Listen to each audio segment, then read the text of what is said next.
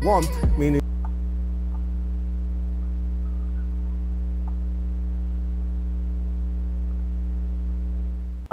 let's go.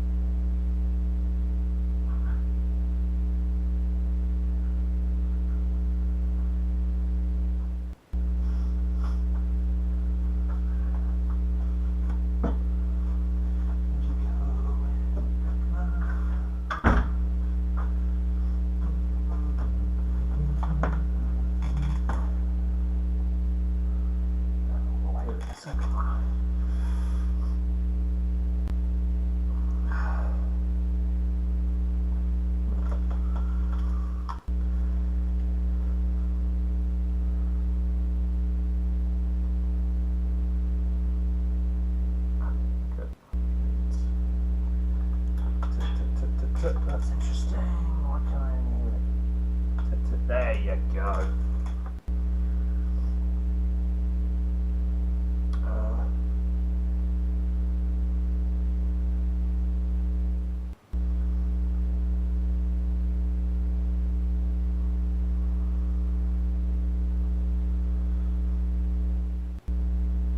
Oh wow, it actually caught it for once. Okay, sick. Not mad about that.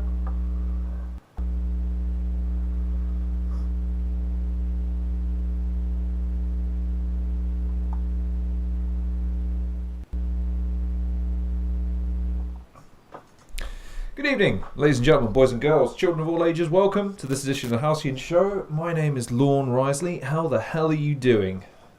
What's good? What's fresh? What's new? What's ace in the world?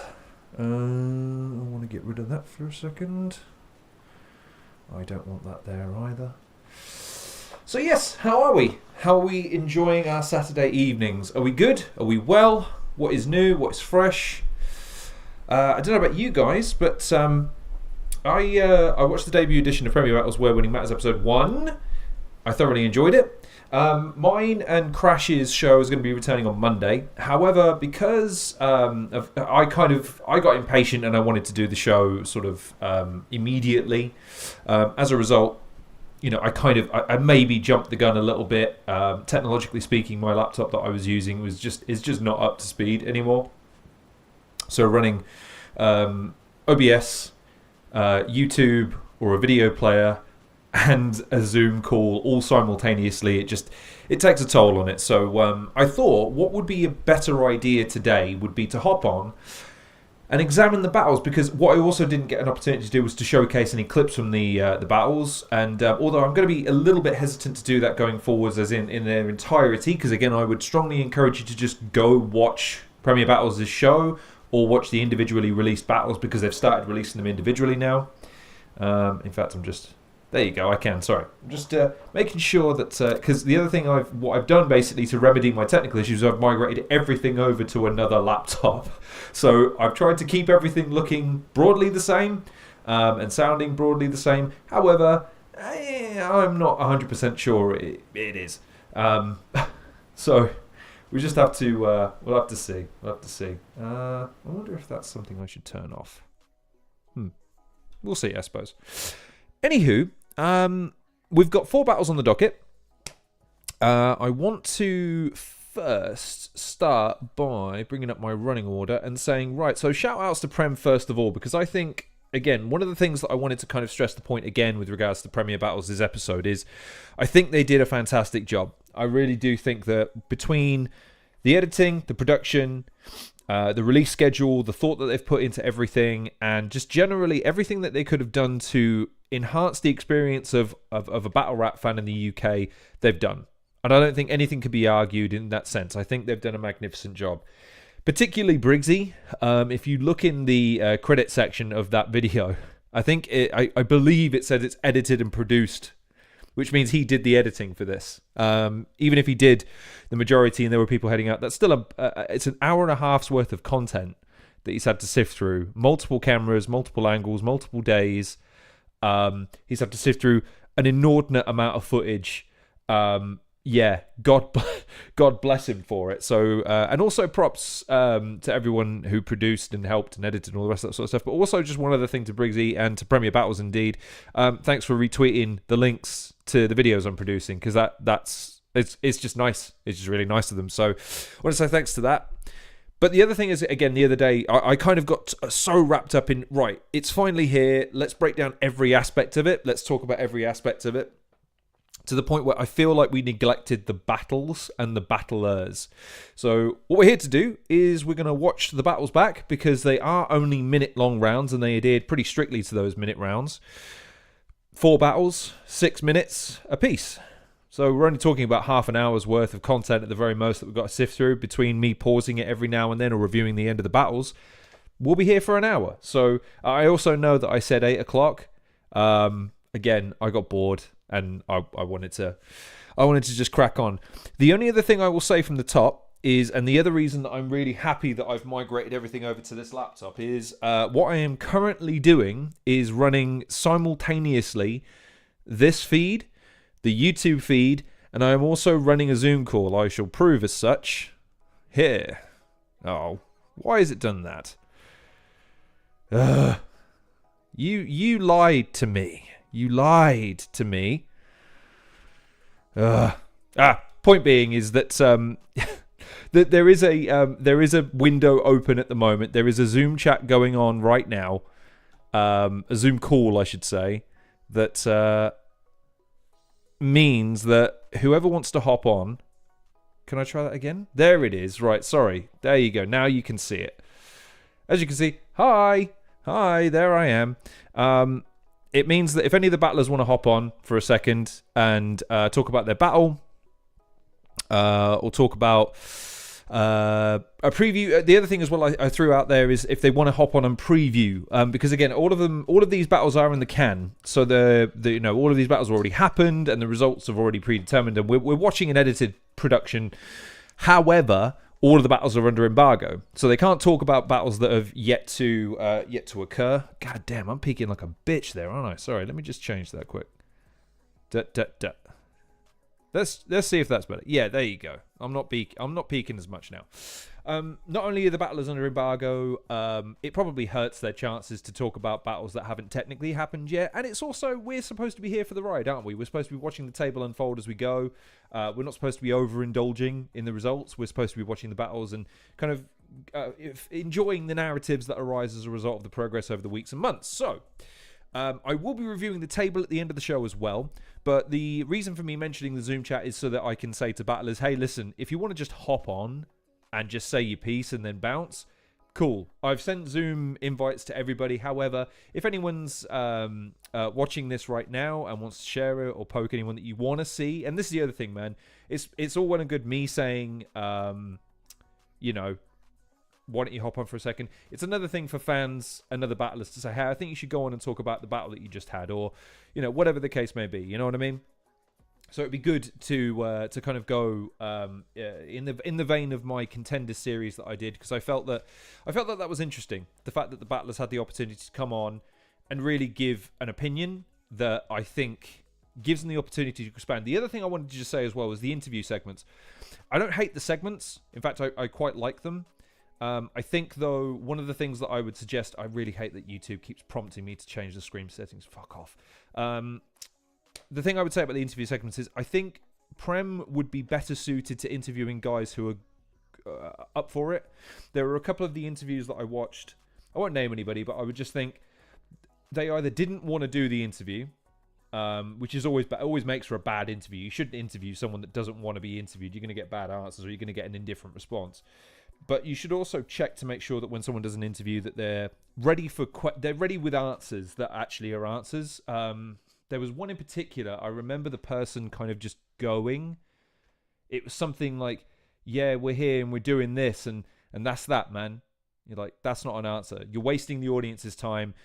Overall as well, the other thing I had about the show was I think some aspects of it could be tighter.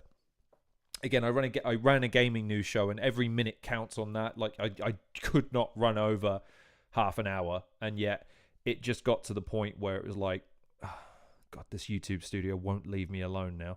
What do you want? What do you want from me? It's just, it's higher than the... Go away. Leave me alone. Go away, stupid YouTube. Every minute counts, and you can edit certain things to be a bit tighter. It can help the flow a little bit. Little things like that. And although all of this is in the can, so all of those suggestions are kind of mute, it's just something I noticed. So with all that being said, and my editor hat off and my fan hat on, how's about we dive into some battles, shall we? So the first one we've got on the docket is the inaugural episode's inaugural battle, which is Ghast versus Slester. Let me make sure. Yo, welcome to Premier Battles. Yeah, that's pretty goddamn loud. I thought it might be.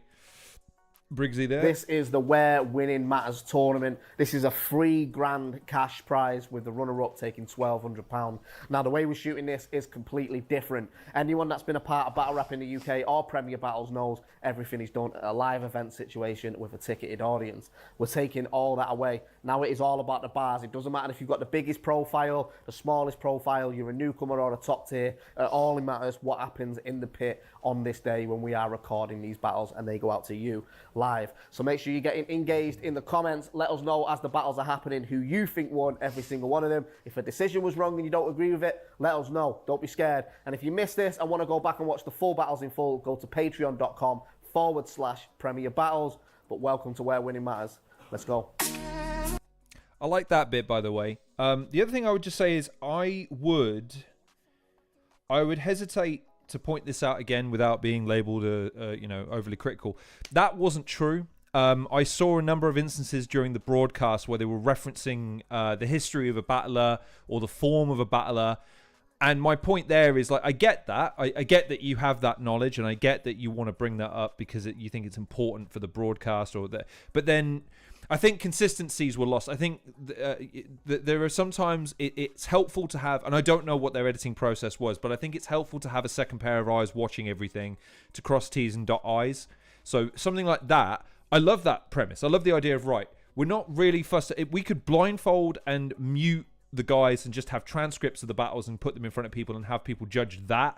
That's kind of the gimmick we're going for here, which is we're trying to eliminate preconception, we're trying to eliminate profile. But then when I saw people analysing it or judging it, they were referencing pasts, and I was like, okay, which is it? I don't mind which it is, but we have to be consistent. That's all I would say there. Anyways.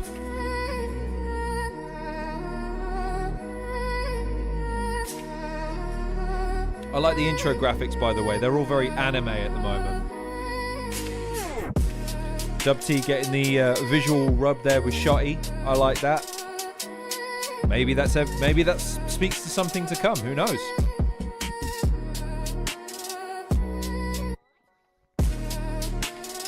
Another Patreon plug, because, by the way, the Patreon you should go and check out, because a lot of this stuff's already going to be available. If you care about, again, if you care, you should go and check it out.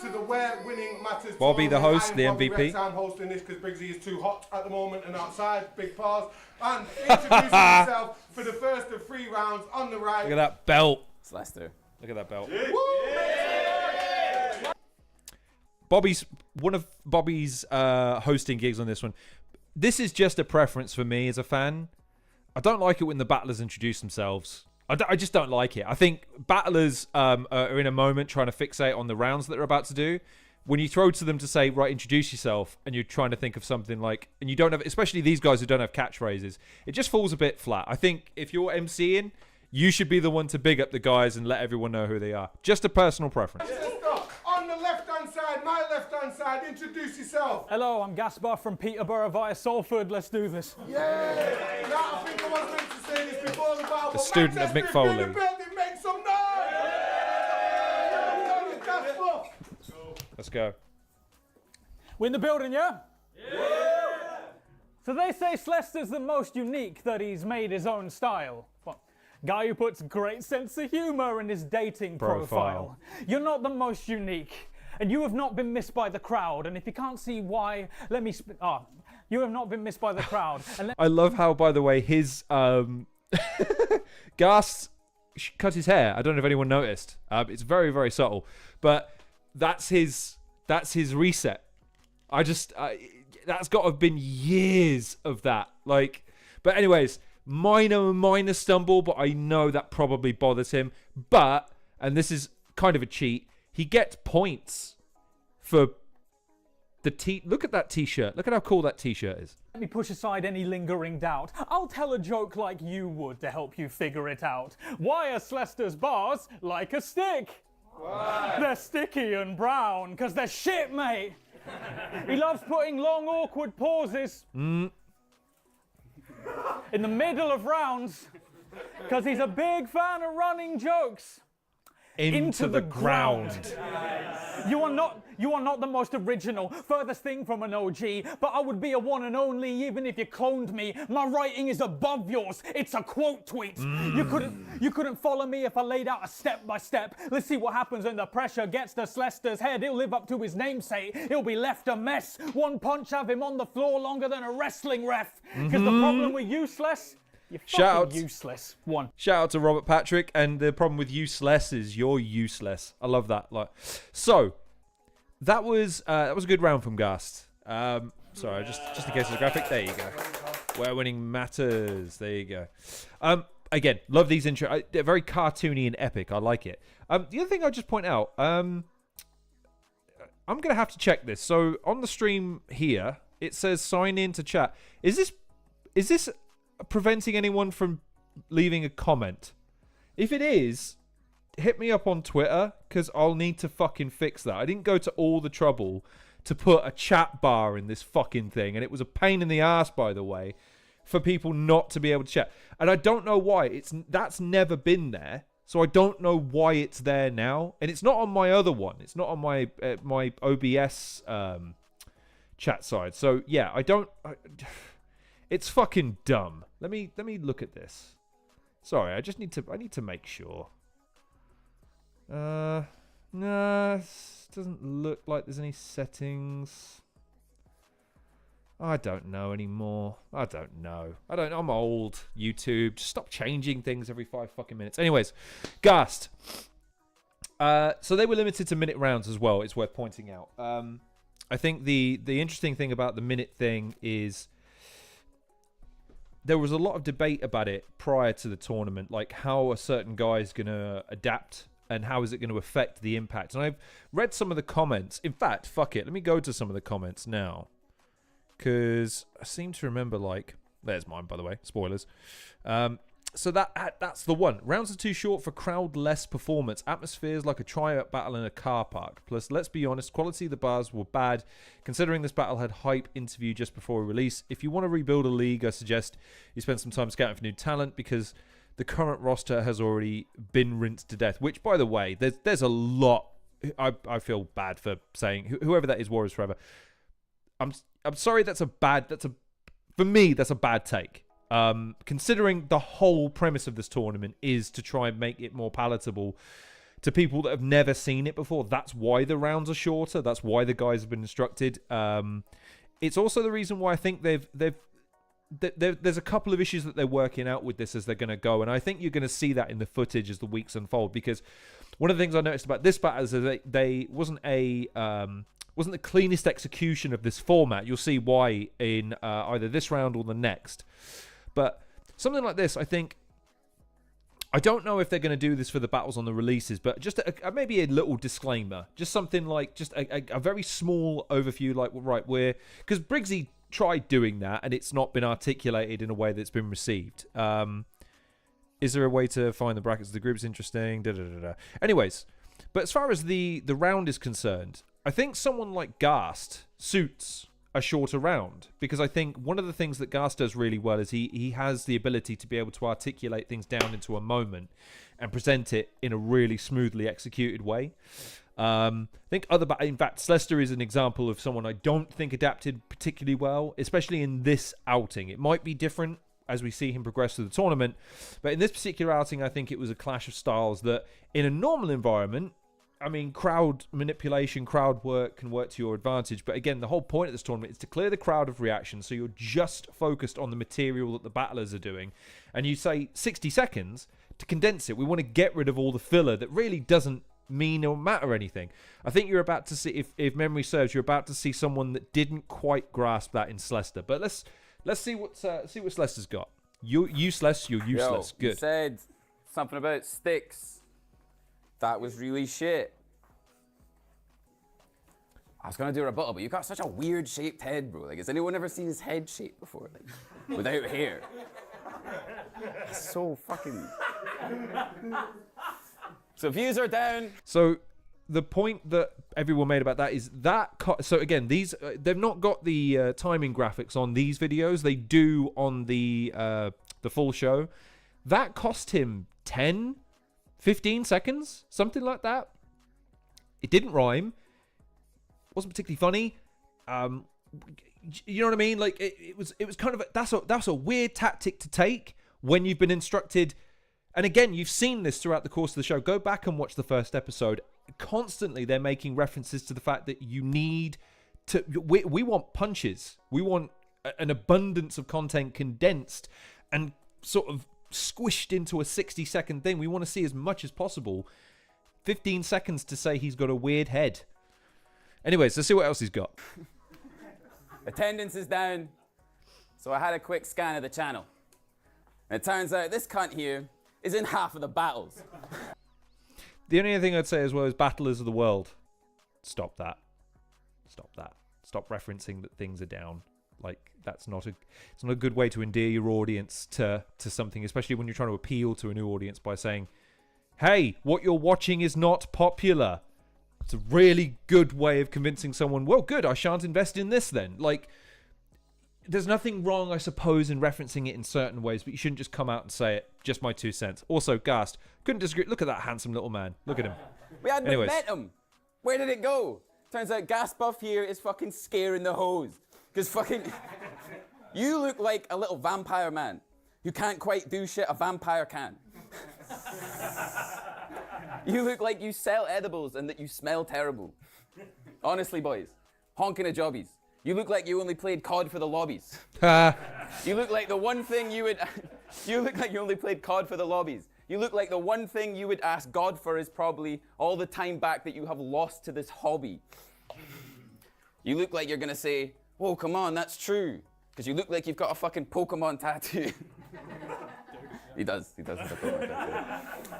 You look like the type of cunt that would do battles wearing face paint. Yeah, because he... Sorry, wait, I said that wrong. You look like you were deeply, desperately sad inside. You look like a weird cunt called James. Time. Yeah, no doubt that Ghast took the first round. That's tighter, better material, better punches, got more in there, better presented, just generally speaking. Slester does pick up in the second and third round a little bit, but yeah. Let's see what Ghast has got for the second round. So this Academy winner was sold as a killer but never delivered what we ordered. Never came close to his ceiling like that old Mohawk was a shock absorber. Then he dipped out, and while he was gone, every one of his crop got slaughtered. Even compared to them, you were never a top performer. Half-assed jokes, every battle proper awkward. A bad apple in the middle of a rotten orchard. Well, let me cut to the core of the problem. It's doctor's orders. If you can't see I've paid my dues, you haven't paid attention. I know where I stand and where I'm going like stage direction. I retire people for a living, and you will die too young to take your pension. Anyone who's missed him, I'll make sure they forget him. Slap a fan in the mouth if his name is mentioned, even if they bring him up to hate on Desmond. And if they say violence ain't the answer, then I'll change the question. Because the hardest line maybe of the episode. If they say violence isn't the answer, I'll change the questions. Like, that's sick. I don't know if that's a quotable from somewhere else or if that's been just sort of paraphrased to a certain extent, but that's... I think if Ghast didn't get inspiration from CM Punk for that line and he just came up with that himself, like, that is unreasonably hard from Ghast there. That is a sick line. Because when you win, it doesn't matter. When you don't, you're a sore loser. You were an old haircut, a dead meme, and your round suck dick. Mohawk tour. Mohawk tour. God. Ghast. So no one's watching UK Battle Rap anymore.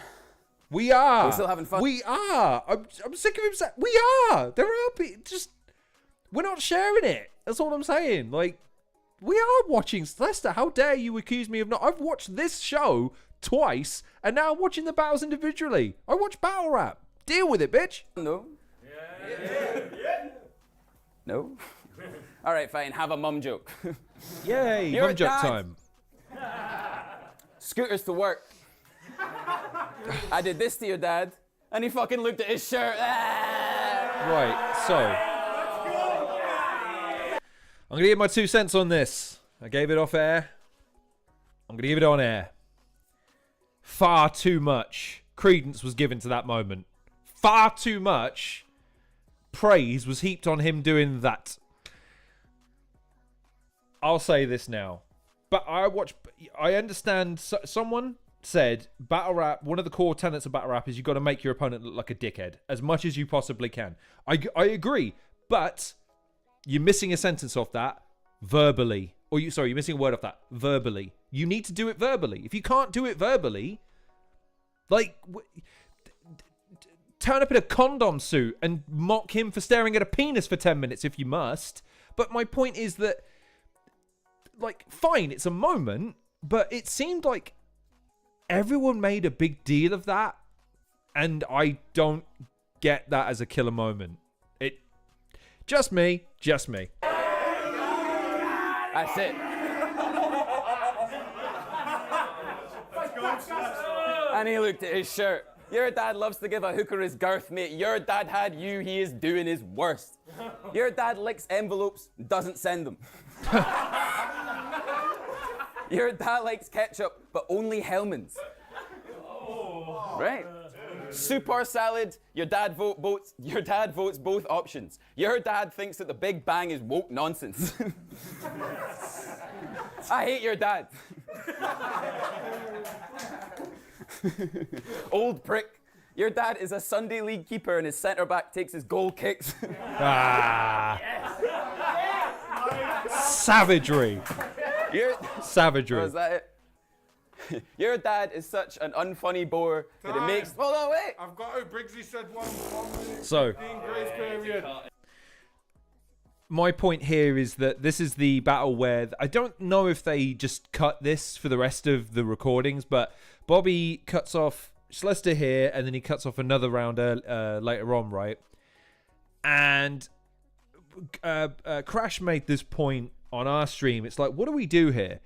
Like, do we get mad when they don't cut off the battlers at the minute mark? Or are we supposed to get mad at the battler for going over? Or do we deduct points? Like, what's the rationale there?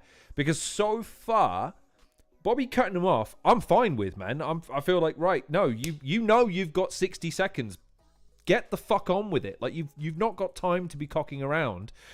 If your rebuttal's fire, fair enough. But, like, otherwise, stick to your written material, lad. Like, just get to the point.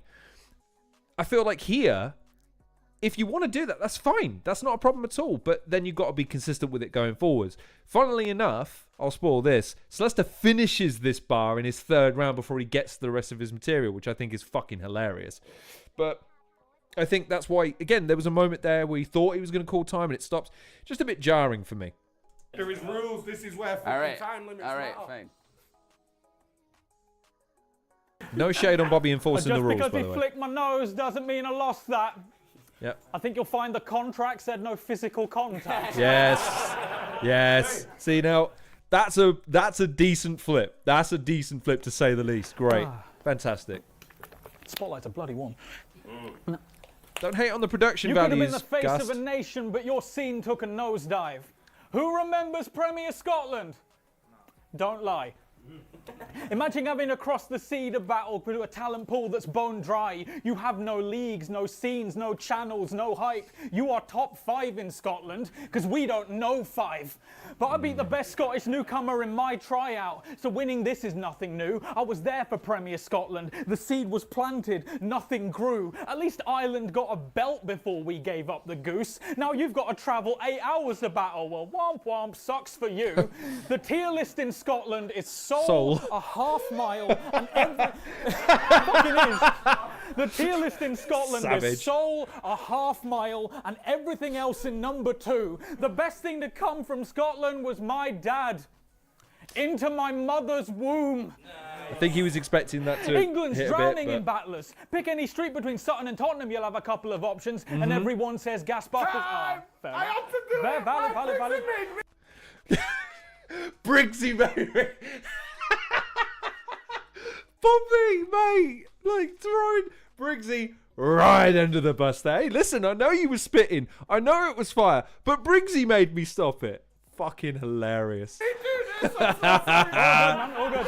It's fair. Oh my god, that's so funny. You don't see it for the rest of the episode either. Your dad See?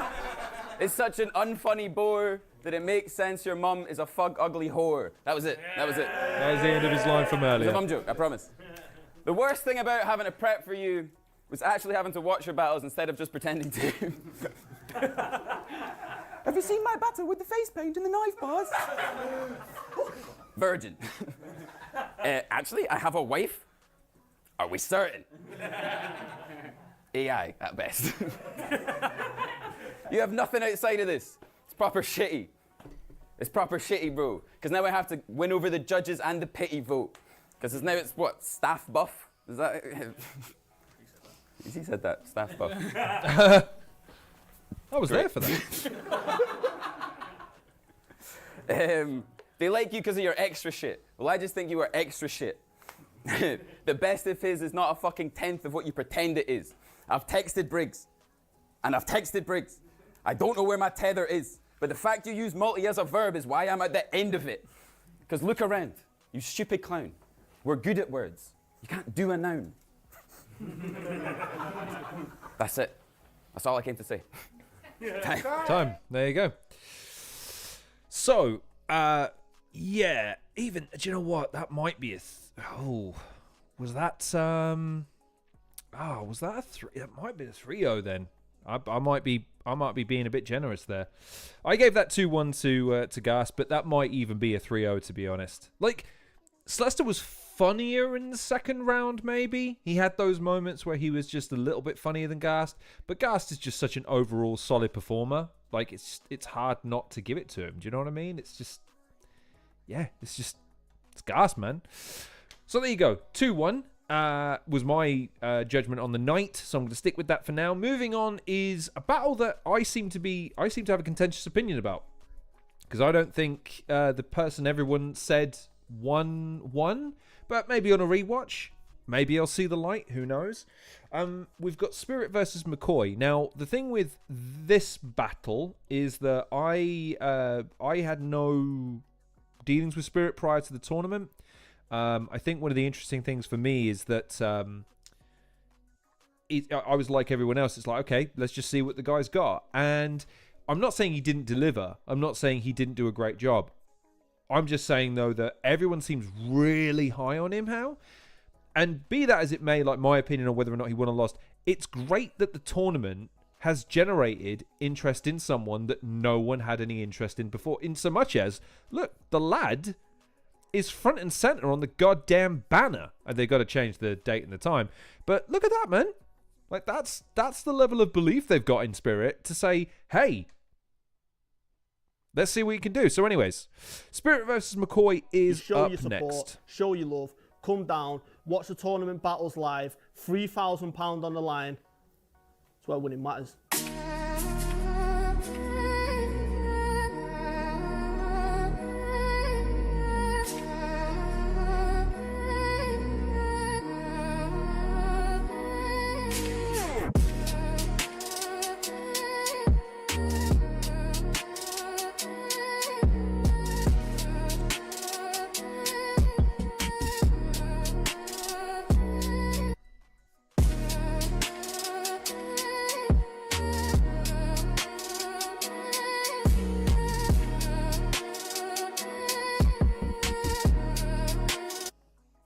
Imagine being able to build an app with your name on it. And that's just why by I thinking download about these things. Meet Base 44. God damn it. A complete AI. Go away, adverts. Leave me alone. Premier battles, we are Right. in Manchester for where winning matters. If you're with us in the building, make some noise. Yeah. This is a free grand tournament. If it's your first time watching Premier Battles, make sure you hit subscribe and let us know in the comments who you think won. But that being said, rapper on the right, introduce yourself. Yo, it's Mccoy, Middlesbrough. Everybody make some noise. Let's go. Battle to my left, introduce yourself. Spirit, 2 Elite. Spirit moving on Twitter. Nobody make any noise. Okay. I'll comment on this initially, right? Spirit gives me Hook vibes. And if you don't watch wrestling, I get you want to understand that reference, but Hook is the son of a wrestler called Taz, and Taz's disposition was as an MMA fighter, quiet, diminutive, but brutal killer type, right? His son was, again, diminutive, gave off that sort of very strong silent, never spoke a word in promos or anything like that. Yo, Crash, you've got the Zoom details, brother. You can hop on if you want to. What was I going to say? So, yeah, gives diminutive killer type vibes. However, like, just cool. Like, the fans fucking loved him from the jump, man. And so, the fact that he's come on, and in his interview, he was, like, blunt and kind of overt with the, yeah, I'm just sort of here to sort of win.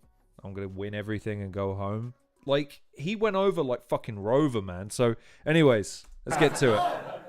It's a free round. See, people love him already. If you want to watch these battles in full, go to patreon.com/Premier Battles. That being said, the coin toss was won, and round one is on Spirit. Let's go, bro. Let's go. We ready? Yes, we are. Go. In 60-second rounds, I will murder McCoy. Let me get straight to the point and bomb on sight. like search and destroy. Transphobia, this bitch a bitch, cause he gon' rap about how I let a pistol lift, which is ridiculous, cause I don't think Sun can break down my material like Icarus. I keep a ratchet like Wonder Woman, no lie when I'm in the whip, big blade on some whisper shit. Polyamorous, split the bitch. Akio, I give the word and grip a stick. Gengar, you could end up paralyzed if I hit a lick. So if you try to clip me out the whip ski, make sure you ain't missing shit, cause you gonna cross me and pass on like the river Styx. I watched a fiend take his first hit and get addicted quick, then he rolled up for the rest of his life like Sisyphus. The ratings which this little bitch be spitting with is pretty shit. Word to Zabuza and Kasame, you're hit and miss. How the fuck is your name McCoy, but when you get in a bag, it isn't crisp, get pistol whipped. Catch Koi. How the fuck is your name McCoy, but when you get in a bag, it isn't crisp, get pistol whipped. Catch Koi out the blue, it's a fishing trip. This isn't it. Catch Koi out the blue, it's a fishing trip. This isn't it. I was on short circuit, blew a fuse, and it flipped a switch. Now I don't care if this Gamo famous, I be talking through the art like a Hogwarts painting. It's one. Let's go around one of McCoy. Okay. So this is probably where I don't get quite so high on him as everybody else. He fit a lot in. I'll tell you what he reminds me of. He reminds me of early Shuffle without quite the same levels of skill, in the sense of, I feel like he's trying to fit a lot in without it. I just didn't feel the hit on a lot of that stuff. He's trying to be very clever, and that's fine. There's nothing wrong with that. I think though, again, I'm only going by the rules and consistencies of what are being laid out. Make your opponent look like a dickhead. Like, there are a couple of good lines in there, but I feel like, again, how much of it is directed at McCoy? Not a lot. And again, I get he's a late addition to the tournament, so maybe that's got something to do with it. He's writing to fill time a little bit. But yeah, it just didn't have much impact for me. That's all I'm saying. Anyway, I'm judging too early. Let's see what McCoy's saying. Now, when this battle was swapped, I felt a lot of emotions. Stress largely. Because I've now got 3 rounds for Rude Boy that the rest can't see. But the staff said Spirit. And I was like, wait, I don't even need to get prepped hardly. Because you've got a name that screams flips. Like Jeff Hardy. See, first of all... So that's not bad. I think, again, someone mentioned to me that there was an overemphasis on him mentioning the Rude Boy stuff. And I think, to be honest, there's nothing wrong with referencing the fact that, because again, the short notice thing, like they've made a big deal about the short notice thing with Briggsy and Dojo. There's nothing wrong with it because, again, it hopefully contextualizes the kind of battle you're about to see. So I didn't understand the negativity of him referencing it. I get Spirit. I don't know if Spirit did or not reference the fact that he's coming on relative short notice. But it puts everyone in the same position. So I get you can make the argument both ways, but I didn't think it was worth knocking him for taking 5-10 seconds to mention it. I got to give a big shout to Briggs. Because this is genius. US versus the UK? Boy, T-Top really missed out on this. I think that's a good line I'm too. from the rough parts of Borough. I can talk about a life you have not lived, some of the roughest streets in the country, and I didn't shy away from that life. I was locked in. So let's not kid. You want to step to me? I am not him. I was dealing with rock before ever getting to Brock's gym. See, I don't believe in this spirit at all. Atheist. Everything. I think Pokemon bars aren't the way to go with this audience. That's all I'd say. About him. You the fakest kid. Hope all you want, you're still dying. Make a wish, because I'm killing Spirit. Hope all you want, you're still dying. Make a wish, because I'm killing Spirit in Manchester. Like the Glazers did. See, unlike you in your last battle, I hope the cleaners here are well prepared, because I came to stab him and then celebrate. There's going to be spills of Spirit everywhere. Time. There you go. So I guess, again, pick your poison time. And this is why I quite like the notion of the tournament, is you're going to get styles that mean that both guys can execute well and one person can be viewed to be trouncing the other, and it's a question of subjectivity. I think that round's closer than people gave it. I think a lot of people gave that first round to Spirit easily because he kept going and going and going. He had a slight moment that I think people have kind of skipped past. But again, like, I think his stuff is clever, but when you tot up, like, what's the actual stuff? And this is just a judging criteria for me. Like, it's got to be against the opponent. Like, if I want to see someone rap cleverly, I'll buy your album or I'll listen to a cypher that you do. If I watch a rap battle, I want to see you battle the guy in front of you. I want to hear stuff about him. I want to hear you come up with stuff about him and rhyme it. And I just felt like Mccoy was a bit more on the attack in that one. And if you want to say, well, yeah, but Spirit had more punches, as it were, like had more punch lines and right. And again, I would just say, like, okay, if that's going to be the thing of the tournament, then you just need to be consistent throughout the course of the tournament. That's all. Hey, y'all know what rhymes with McCoy? No idea. Bitch ass boy, they locked me. Y'all know what rhymes with McCoy? Say it with me, say it with me. Bitch ass boy. They locked me in with this fucking geek who made 9-2 look like Shuffle T. Fuck rapping. Wow. We can fight. 3-piece from the land. I'm a demon like Pan's Labyrinth. Come and see me with the hands. Now we squeeze in a can. If you and your friends want to act like thoughts, I'ma blast my Glock. Then you go into St. Peter. Yeah, the gatekeeper. Cause I can't let you have my spot. Fam might drop. 5 in the whip, we all reckless. I'm a wig, grab extensions and skirt on this man. He cross-dressing, palm weapons. If it's wrecked, then a tech gets a lifting off. McCoy will get stretched if I step like Slinky Dog. This bitch is soft. I don't believe the whore. I'll make you meet the Lord. If spirit slide, you won't get the message. It's a Ouija board. Squeeze a 4. You the weakest in the group, and you'll be passing promptly. Like a safety net, I'm set up to catch a body. Blast a shoddy. Every round fatal, it's the golden gun. I don't care what you or none of your olders does. I'ma split the current movement like Moses done. Duck, duck, goose. I'm going on a run cause I'm the chosen one. Loaded snub. Then toss the weapon after I pour the clip. Leave the Drake behind. Georgia Smith. Yeah, I choked in my debut and forgot how I wrote my raps. So now I gotta deliver with this pussy like Postman Pat. Window down. Now I gotta deliver with this pussy like Postman Pat. Window down, clip lift, hip bro. Get your whip flipped, big show. Unless you leave my lane, it's a slip road. I'm not the one you wanna deal with, Mephisto. I've been Time. See what I mean? Like, how much does that battle change if he gets cut off? I don't know. I just know that it's a different dynamic to some of these guys. Because suddenly, let's say for the sake of argument, he does triple slip or anything like that.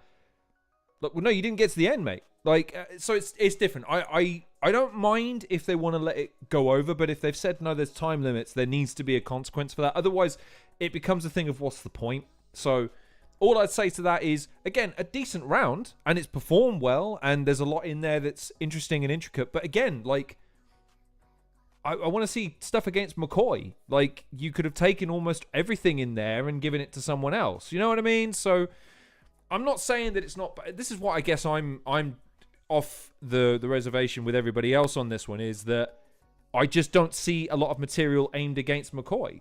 So I can't give him points, you know what I mean? Hylas, my friend. Number 1, welcome. Good to see you. Secondly, frankly, you know, I got tired of waiting until 8 o'clock, mate. Like, I get tired, you know what I mean? Oh yes, that's cute. Yeah, I apologize, but I regret nothing. So anyways, it's round 2 on McCoy. Why are you in the UK, bro? Is it... See, that's a... I don't know how he meant to take that, but that was the biggest laugh he got in the battle. Yo, why are you in the UK, bro? Is it to run away from a past life? I mean, if he'd shot up a school, he'd be in jail. But I get a feeling you have tried. Or maybe... Yo. He's trying hard not to react, in fairness. And I will give Spirit that, is that in terms of his competitive element to this, I think he's doing well. I think he's conducting himself well. Especially if it's his, again, a debut in a tournament like this, man. The nerves must be fucking insane on the kid. And especially if he's got the weight of a choke on his mind, like, who knows? And I think his deal, I haven't interviewed him or discussed anything with him in any detail, but I think it was someone gave me a Spaces battle of his to listen to, because that's where he's kind of done his thing up until this point, is on the Spaces. To go from on your laptop in your room, having had prep, and maybe even having your fucking notes in front of you, to a live environment in an air. Again, this is whether you want to. The fact is that this is Premier Battles, and they're an established platform. That's a big. You wouldn't catch me doing that shit. You wouldn't catch me I'll go battle on. You'd shit yourself. So I will give Spirit that I've just noticed about him during the course of this battle is he does conduct himself with a somber, quiet cool. Why are you not playing, bitch? Play. Is it to run away from a past life? If he'd shot up a school, he'd be in jail. But I get a feeling you have tried. Or maybe, to one too many women, he'd started showing his bad side. Either way, you've got red flags. And I'ma expose them like Matt Rife. See, this is a mismatch. I don't understand what that's. It's a mismatch. I don't understand what that's referencing, by the way. When I say I think you're. What is? Does anyone else? Pre or post watching the stream? I don't know what that reference is. I think he was expecting a bigger reaction to that. So yeah, but yeah. Pretty Didn't sick, land with me. lad. This reminds me of Mario, because I'm jumping on these flags to stop these girls getting kidnapped. And yo, let's not deny it. You have a lot less to lose, and I can't allow an upset. So I'm here today in the bestest mood. I've got 3 wins in London, 2 inside this building. That's just telling truths. Of course you don't have the same interest, because you've been banking it all online, like Revolut. See, this is only your second live battle. You should just be taking it in.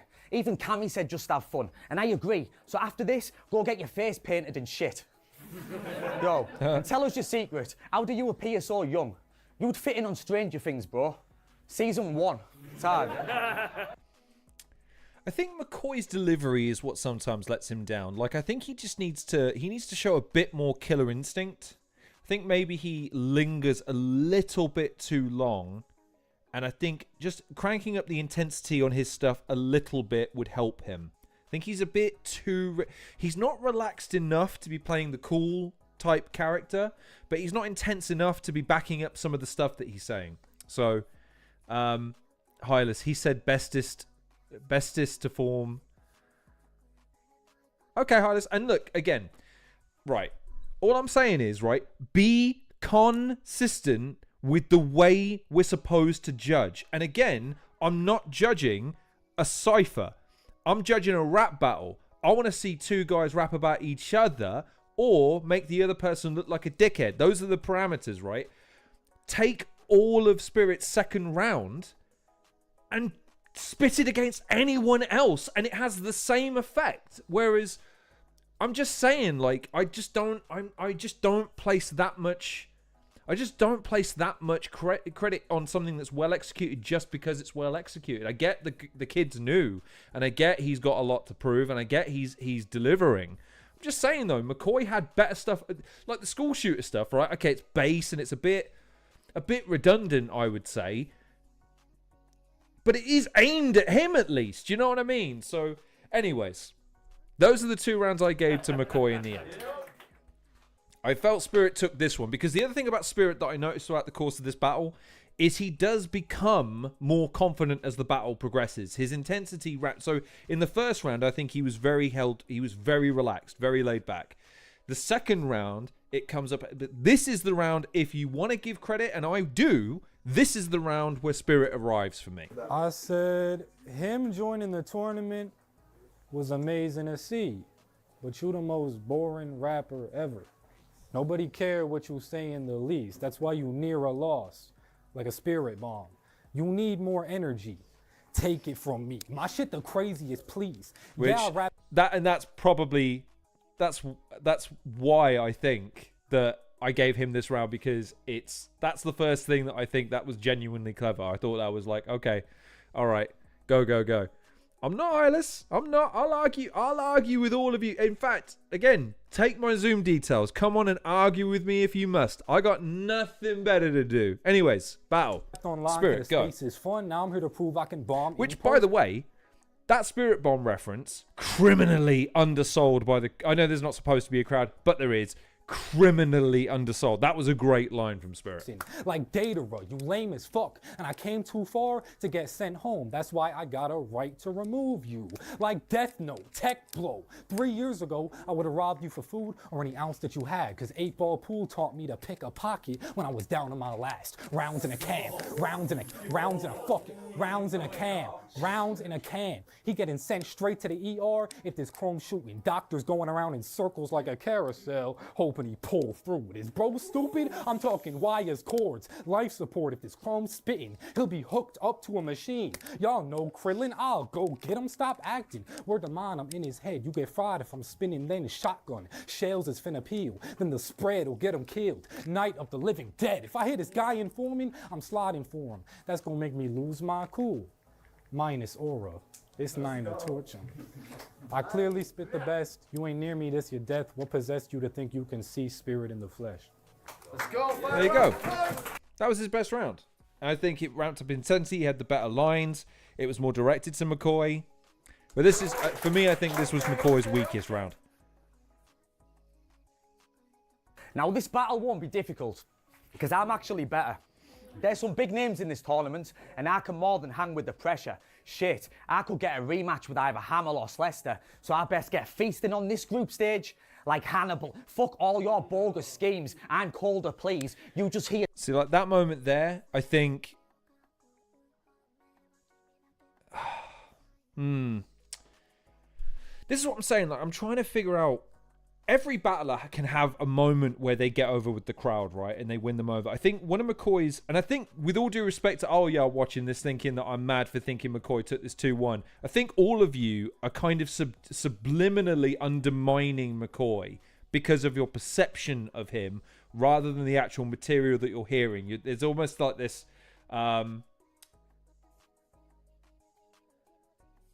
Okay, yeah, fine. Yeah, Hylas, that's not a problem at all. Again... last I checked, bitch, I can have my opinion, and this is my show where I have my motherfucking opinion, and my opinion is Spirit did a good job, but in terms of writing for McCoy, actually tot up the shit he said about McCoy that is battle worthy, rather than, again, he's not bigging himself up, and he's not making his opponent look like a dickhead, he's just ciphering. Oh, and to that point, so Hylas says, in case you miss it, as I know you don't do Twitter, I do Twitter. It's just I'm off it almost all the time now. I'm on it for 10 minutes and I'll fuck off again. Shotty personally reached out to Spirit to mentor him as he was so impressed by this performance. So take of that what you will. With Shotty's coaching, Spirit could really improve his performance. The writing is there too. I don't disagree with that at all. If Shotty was to... I mean, look, man. If anyone's going to mentor anyone about the intricacies of a battle rap, it's Shotty Horror, because he is a master of everything. He's a master of comedy, timing, imposing himself on a battle, crowd work, stage presence. He has amazing writing. He can go on these long tangents, or he can be really efficient with punches. He can do everything, right? Now, you take a talent like Spirit, who is young, who doesn't understand the ropes yet and therefore has zero fear about approaching any of these aspects, and can deliver on a somewhat subversive presentation, because again, the whole gimmick with him walking into this, he's sort of sullen and a bit slow talking. He doesn't seem all that fussed about being there, and he's building energy and he's building, the intensity's coming in. Then that third round where it all is all coming together, that third round, yeah, I take that point. You've got the makings of someone there. I'm not arguing with you on that. I'm just saying, though, remember the whole point of the tournament. Nothing before is supposed to matter, and we're only supposed to be paying attention to the 60 seconds in between. That's it. If you're arguing with me about anything else, I don't want to hear it, because those are the rules. The rules are these 60-second 3 rounds. McCoy goes after Spirit more than Spirit goes after McCoy. And I really do think, unfortunately, it's a perception issue, which I come back to McCoy now. I think McCoy still hasn't quite figured out what his deal is. I don't think McCoy has a clear enough vision about what kind of battler he wants to be. I think he's dabbling in a lot of different things at the moment. And I don't think he has a strong enough... He doesn't have a strong enough lean. You can't. He's hard to get. You know, you're not sure if he's trying to be really vicious and visceral. You're not sure if he's trying to be really jokey or... He's a hard one to get because you see the foundation's there. Like, he comes up with interesting ideas. He executes reasonably well, but there's something lacking in his believability. I feel like that's the main issue. He lacks. Maybe it's just that it's that lack of conviction. Like, even Spirit in these earlier stages, I will concede, has more of a sense of conviction about what he's doing when he's up to speed and firing, because he's convincing in his own presentation, because he's consistent throughout his interview. And then this, I think, if we're arguing that Spirit won this, I would argue Spirit won it on the basis of his presentation and his execution of his personality, rather than actual effective punches. That's the concession I would make to you. If we're trying to find some common ground here, I think McCoy had the better directed material, i.e. he went after Spirit more than Spirit went after McCoy. But I will concede that Spirit is the one you find yourself gravitated towards. You find yourself like, there's something to this kid. There's something there. There's something interesting. There's something lurking underneath that you want to see come to fruition. Anyways, I'm off my fucking soap. Hylas, you dirty motherfucker. You got me on my soapbox again. I'm off it now. A cheap pop like Soda Streams. Bro, I'm different. If we both had beef, fuck broken teeth, your throat can bleed. You ain't a fighter. You're too white, Spirit. You'd be happy if you took a coat off me. See, don't give me a rookie like this and expect me not to kill him. I'll stop his growth right now, like amoxicillin. I am leaving you nothing. I am leaving you nothing. Not even a pot to piss in. You ain't in the States now, boy. This a whole different cost of living. See, you're done now. No matter how many times you try and switch your character, I've showed that there's a bitch inside. Mr. Garrison. See, yo, at least against Rude Boy, I expected a challenge. And could someone, anyone, tell me how Spirit levels the balance? See, I could have a vet in the next round, so I'm here to kill it. This just an easy 3 points, like a speeding ticket. Time. There you go. So anyways, that was Spirit versus McCoy. Again, apparently I'm insane for having the opinion, but hey, listen, that's the beauty of this. That's also why, lest we forget, I have a Zoom chat. Come join me. Come and share your opinion. Come and tell me where I'm wrong. I will have the debate with you. While I am yelling to myself in this room, I will not hear it, Hylas. However, if you come and be on my show, then you know, you may speak your piece. I will sit in my little corner here, and I will put you in this little box here, and we shall have it out. Hylas, Spirit has a very American style, so the punches are more subtle. But I think he actually was more direct than you're giving him credit for. I don't usually like name flips, but I think he did. He had some. Well, put you in a bag, you're not crisp. I suppose that's supposed to be like you'd be dead and frozen and rigmarole, whatever. Oh, I do love that. Sorry, just a recommended video. Andrew Tate's an embarrassing loser.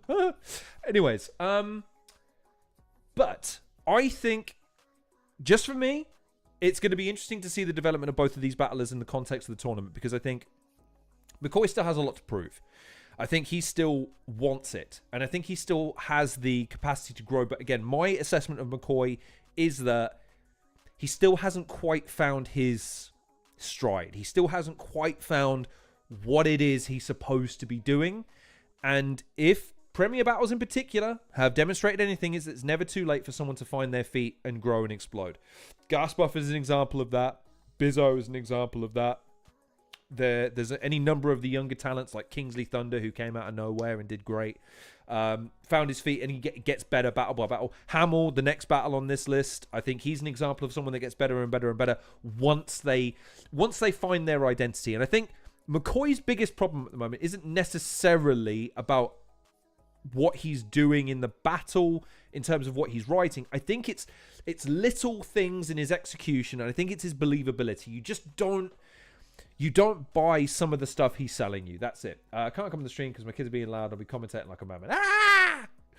Okay, Hylas. Anyways, there's 2 people watching according to my YouTube stream. Thank you both for joining me, by the way. Again, this seems like a little bit ranty at this point, but we're going to get into the last 2 battles on this one. I'm going to struggle to add anything because I just think they were great battles.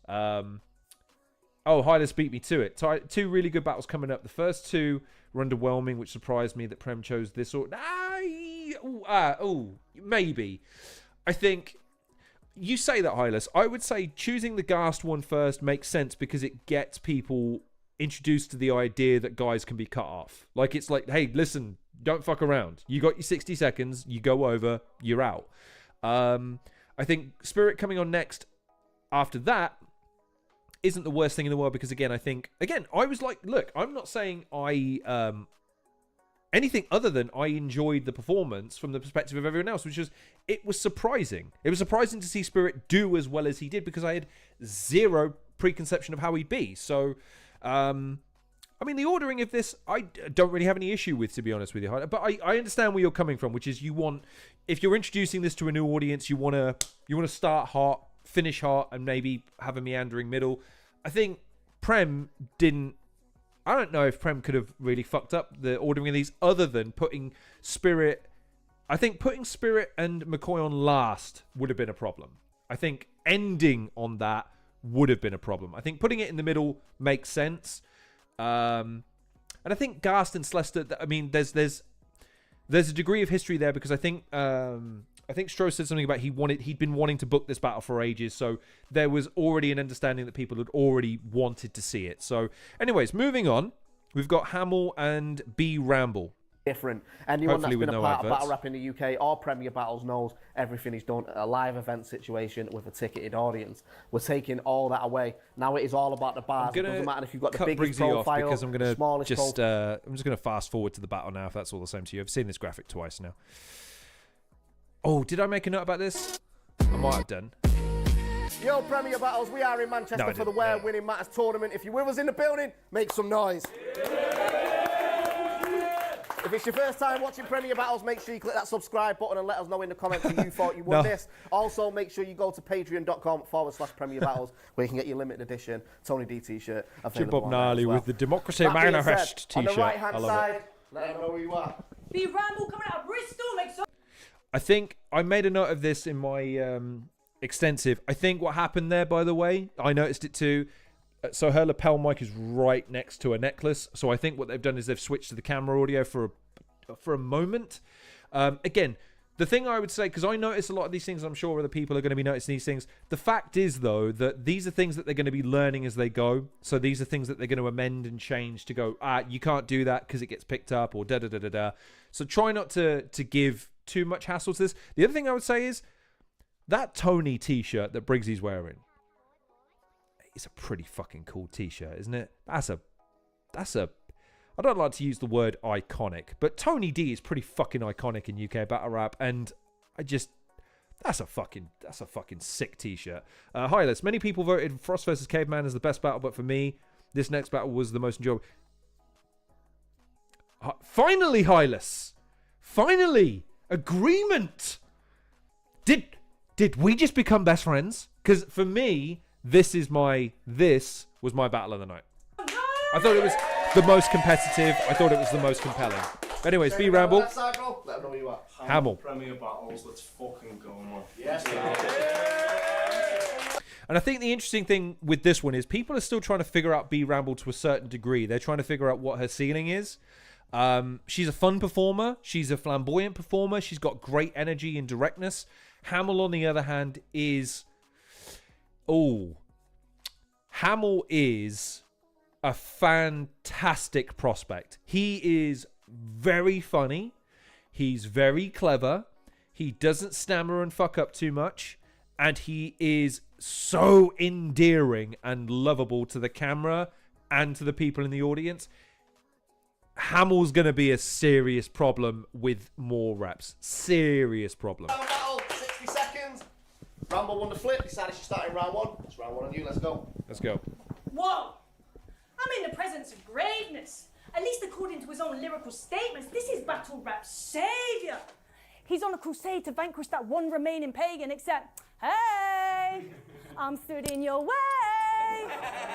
And us gays been on the gates with Satan since the dawn of ages. I'ma turn this pit into a cradle of filth and put baby boy back in the manger.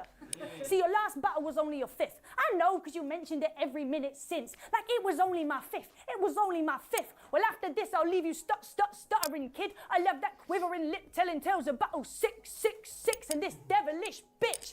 I'ma find the line and cross it like it's your crucifix. See, you're so full of yourself. You put your face on the page like, do you know who this is? Well, this is my house. I'ma kick you out like a Jehovah's Witness.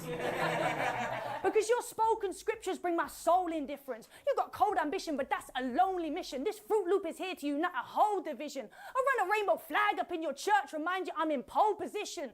You do this shit for worship. I'm in pole position. You do this shit for worship. That's an alter ego. I do it looking fabulous like I'm Joseph's dream coat. You do this shit for worship. That's an alter ego. I do it looking fabulous like I'm Joseph's dream coat. I ain't battle rap savior. Don't get it muddled and tell him it's me. But it might be what the hell happened when you try shuffle LGBT. Shuffle LGBT. Hylas, Feminine was such a good. I'm assuming that's in an upcoming round. I forgot that. I'll listen out for it. Hamill could win the whole thing. Hey, listen, it is a tournament. You never know. I will be reviewing the table at the end as well, by the way. There's another thing I forgot to do. I will not forget to do it with Crash on Monday. We will make sure to not only analyze the battles. The other thing to say is we won't be reviewing the battles as a whole. What we'll be doing is we'll both be picking our respective round of the night. I will then pull that and then we will watch it live with you, just because we want to showcase people, want to showcase the stuff we really enjoyed. But the table as it progresses is important for us to showcase and highlight, because again, the whole point of the tournament is how are things going to progress, how are things going to go. And I did not touch on that at all. So we will touch base on that at the end of this show, I assure you. However, strong opening round from B.Ramble there. People seem to love Scouse accents these days as well, which doesn't hurt, says Hylas. Both have great confidence and projection. No lies detected there. It's on Hamill. Yo, anyone know what rhymes with Amber Gregory? Hamill's enemy. A gangster's felony. I could never actually imagine having sex with B, which is fine, because I don't really fancy catching an ST. Morning, Manchester. Yeah. I made it to the big stage. I prepared, lads. How did you repay me? By giving me I think we need to, again, I hope that they do this at some stage. The sound guy or whoever's doing the editing just reminds everyone, right, hi, battlers. That plastic thing taped to your chest is a microphone, and when you hit it, it's less than ideal. So if you could just, not, that'd be great. I get that they don't think, because again, these are people that don't necessarily record, they're not in production, they're used to a microphone being here or on a stand or something, I get it. But just a gentle reminder to all of them that, look, right, that thing I'm taping to your chest or clipping to your chest, it's a microphone. Be a dear and don't hit it, otherwise your audience are all going to hate you. Thanks, babes. I'm just throwing it out there. Anyways, you're seeing it evidently. Initially, Hamill is, again, very verbose, very flamboyant. I think the thing that I get tired of in battle rap, though, is when a guy battles a woman, it's the fucking... It's the same old shit. It's all a little bit boring from the... oh, I wouldn't have sex with them because their insert comment on their appearance or overall. It's just boring. You know what I mean? But, Can Ellen DeGeneres if she dyed her hair black? How are you going to criticise me about the best I should be? Listen, soft lad, you've been doing this for less time. How are you going to criticise me about the best I should be? Listen, soft lad, you've been doing this for less time than me. I know they say nothing rhymes with orange. You probably should have knew that, considering you look like a cast member out of Orange is the New... I bet you write your rhymes on a scribe Kindle. You look like you put the bi into bilingual. There's no chance they're gonna look back at this like he should have took the win. You and Mike are only here today to see who dealt with who more effectively out of me and the other Finn. And truth be told, I like the thrill. This knife will kill. B.Ramble beat me. Be real. Cypress Hill. This night, I like the thrill. This knife will kill. B.Ramble beat me. Be real. Cypress Hill. This hoe gonna die. And when I tell you it'll all be okay, just know it's a lie. And when I close both of them shut, the fans will see the wool. Pull the wool over your eyes. Time. Nice. Here's my question about the timing, by the way. I'll come back to the judging in a second. Do they not, like... I presume they could time this out without anyone interrupting them. Like, so long as they time their stuff so it's less than 60 seconds, I don't mind them taking time to do that, if that makes sense. Like, I don't mind them...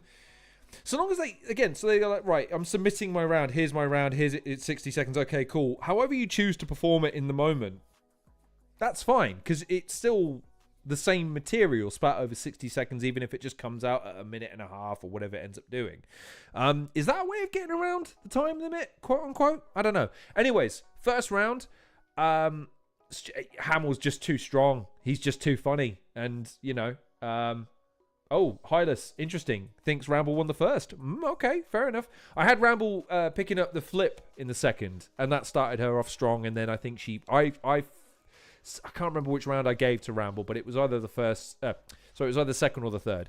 But I think just Hamill was too strong.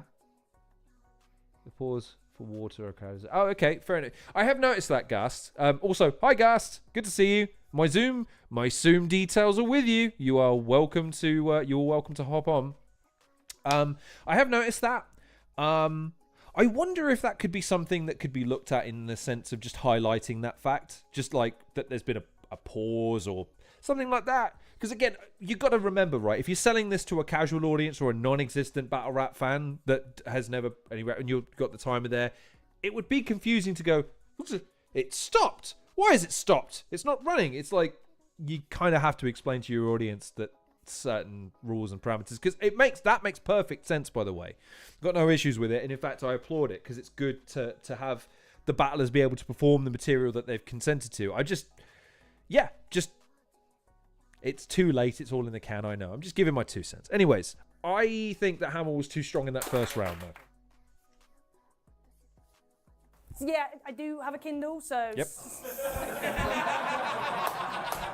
I do have a Kindle, so yes. So some of that was true, but none of it was embarrassing, unlike the fact I'm being attacked by an H&M mannequin. Nice, I thought it was a good flip. You love smoking weed. You might be Gen Z politically correct, but there's only one tree you represent when you think of voting, green. It's evident when after every event you're very quick to get a spliff. I know my last round used a lot of religious rhetoric, but I can see your faith to the mighty leaf in those eyes when they're redder than the devil's dick. It's increased Hamill. This is why I gave this one to B.Ramble, I think. Say it again. I know my last round used a lot of religious rhetoric, but I can see your faith to the mighty leaf in those eyes when they're redder than the devil's dick. I'm not saying Mary Jane's your only friend. It's just when you suggest a gay holiday to Saudi Arabia, I think too much dope has blown your head. I'm like, bro, why do you want to be Oh, hang on. Hylas with the H&M don't sell tracksuits. How the devil do you know that?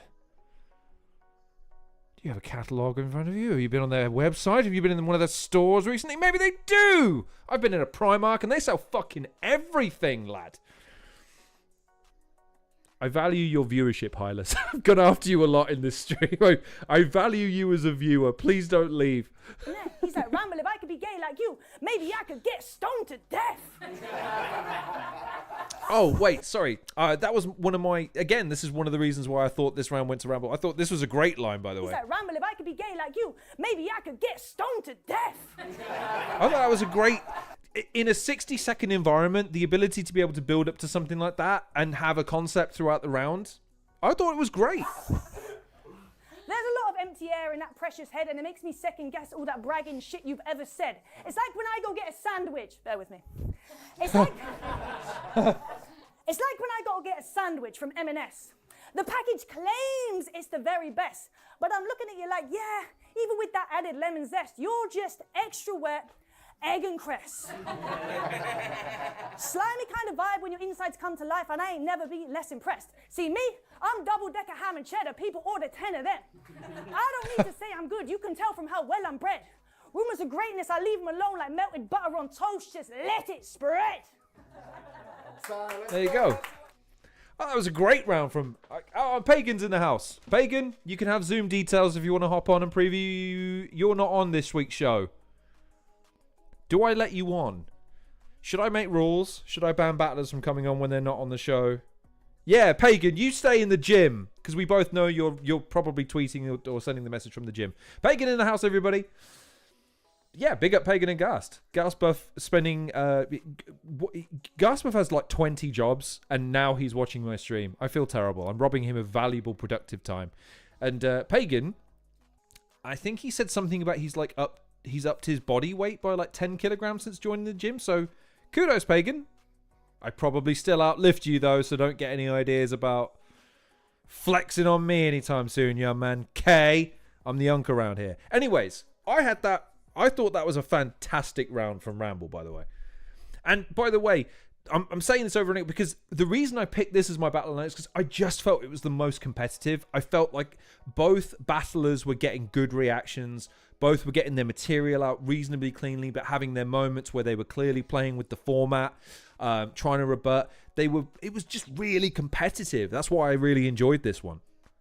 Yo, you've got to get to the root of an issue. Why can't I hear...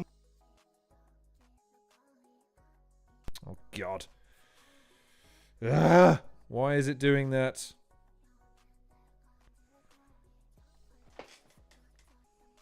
Sorry, I'm pausing it because I can't hear it out of my headphones. Bear with me. Otherwise, There you go. Now I can hear it. Right. Hamill, sorry, my friend. I interrupted you. Start again, please. I definitely outlived him. You've got to get to the root of an issue for more than just pride. Branch out, otherwise you all will divide. And if you twig your head wondering who, what they call me and why, listen, Bramble, nice to meet you. I'm the thorn in your side. So it's fuck you, Bramble. Much older, but not someone I look up to, Bramble. Hylas with the comment, Pagan versus Lorna and the next Ultimate Writer to make sure. So Pagan, I can't remember what his weight was, but I think it said something like 75 kilograms, something like that. Pagan, how much do you weigh? Put it in the comments. How much do you weigh, lad? Go on, don't be shy. Come on, Pagan, let me know. How much do you weigh, lad? Come on now. Pretty sure Hamill wins this round. We'll see. Okay, all right, well, we'll see. We'll see. We'll see. But I'm not going anywhere until I hear how much Pagan weighs. I'm 6 years older than Pagan, apparently. Pagan 1995. If that's your birth year, Pagan, number one, don't put your birth year in your username. Security hazard. Don't do that. Secondly, if I'm 6 years older, so I'm giving up age. Okay, that's fine. I'm happy to give up age on him. How much do you weigh? How much weight am I giving up? Or are you giving up in this supposed Ultimate Writer bout? Like, if it's more than 10 kilograms, I'm pretty sure that's a war crime that I'd be committing by fighting him. Also, really like Pagan. He's like one of the few people I really don't want to punch in the face. There's plenty of people on that list. Like, fuck, I'll fucking punch him in the face. Oh, that motherfucker, I'll punch him in the face. Pagan's someone who would see, like, oh, no, I don't want to punch him in the face. Is there anyone in this image I don't want to punch in the face? No, actually, everyone's. I mean, no, there's no one I want to punch in the face. Nah, I mean, Hamill made me close when the profitable thing. I blew a gasket with that, but again, handsome lad. I wouldn't want to hurt him. Not really. He's a nice lad. Pagan's gone quiet. I think he's gone. Okay, all right. I'll let you off, Pagan. When you see this. No, I want to know how much you weigh before I give any credence to Hylas's Ultimate Writer jab. But for the record, I ain't fighting anyone, lad. Oh, okay, right. Okay, so... Oh, he's 90 kilograms. Oh, okay. Oh, wow, okay. Yeah, I'm still giving up too much weight. I'm really sorry, Pagan. As much as we both know we'd make millions of pounds for the YouTube rights alone to the bout, because, of course, boxing on YouTube is the way to go to start a lucrative career in the entertainment industry. The fact is I weigh I think I'm up to 110 kilograms. So I'd outweigh him by 20 kilograms. So, yeah. I don't know if that would be fun to watch for people because you'd just see me flop and crush the lad. Doesn't seem fair to me. Anyways, we're watching Battle Rap last I checked. Sorry, people. My bad.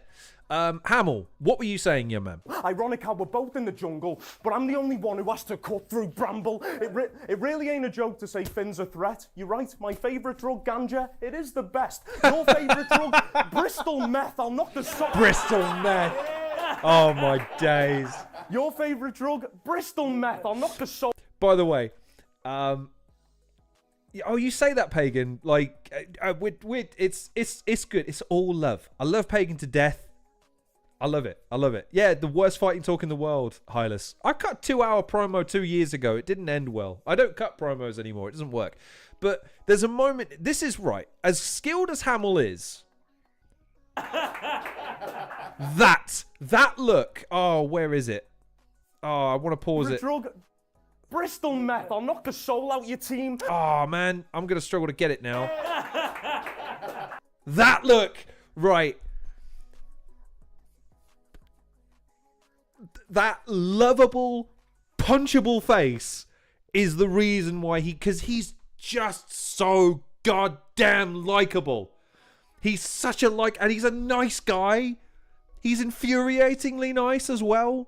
Handsome lad, talented, funny, clearly very intelligent because of the stuff he composes. He could go really far in this tournament. It's really hard to battle a guy in such a short amount of time when all you've got to go on is that and cheeky bastard, and you can't help but root for a cheeky bastard. You know what I mean? Your favourite drug, Bristol meth. I'll knock the soul out your team, iron them all out just to blow off some steam. Matter of fact, sorry, who is she?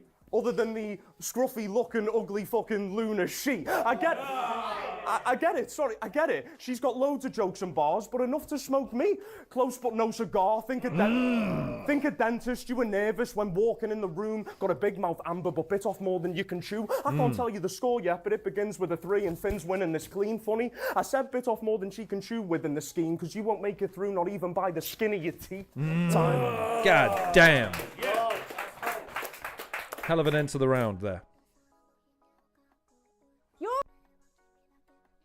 Was that my laptop or was that just the edit?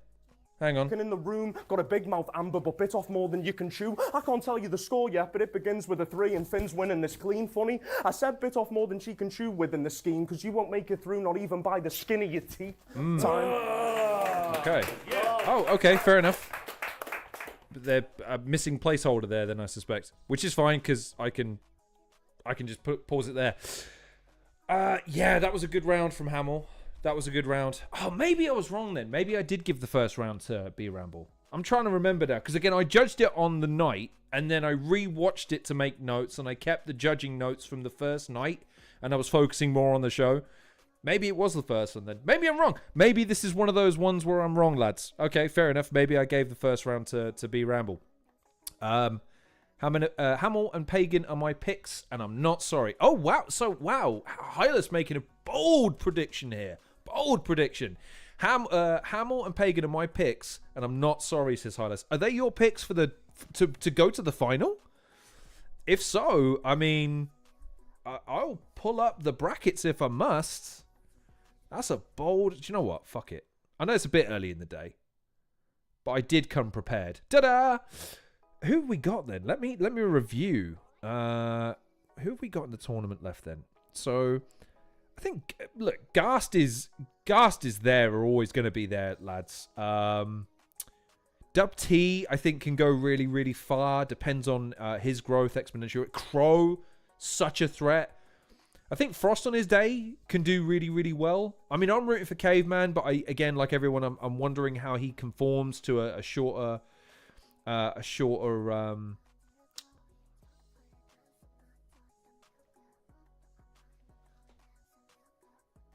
must be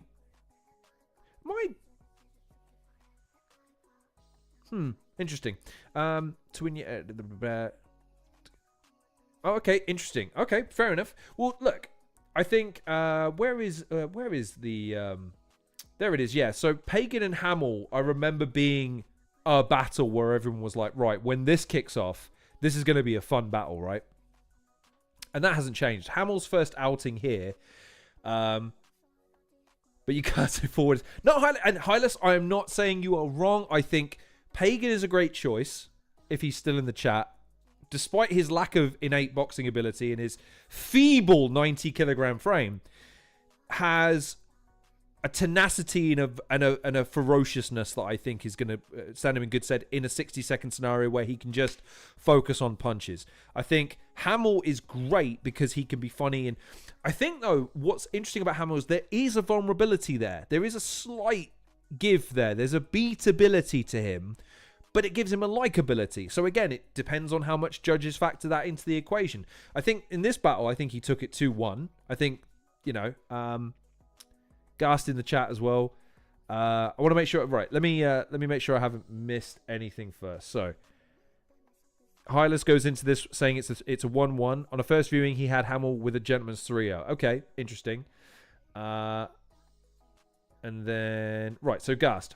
So the winner of A faces the runner-up of H. Group B's winner faces the runner-up of G.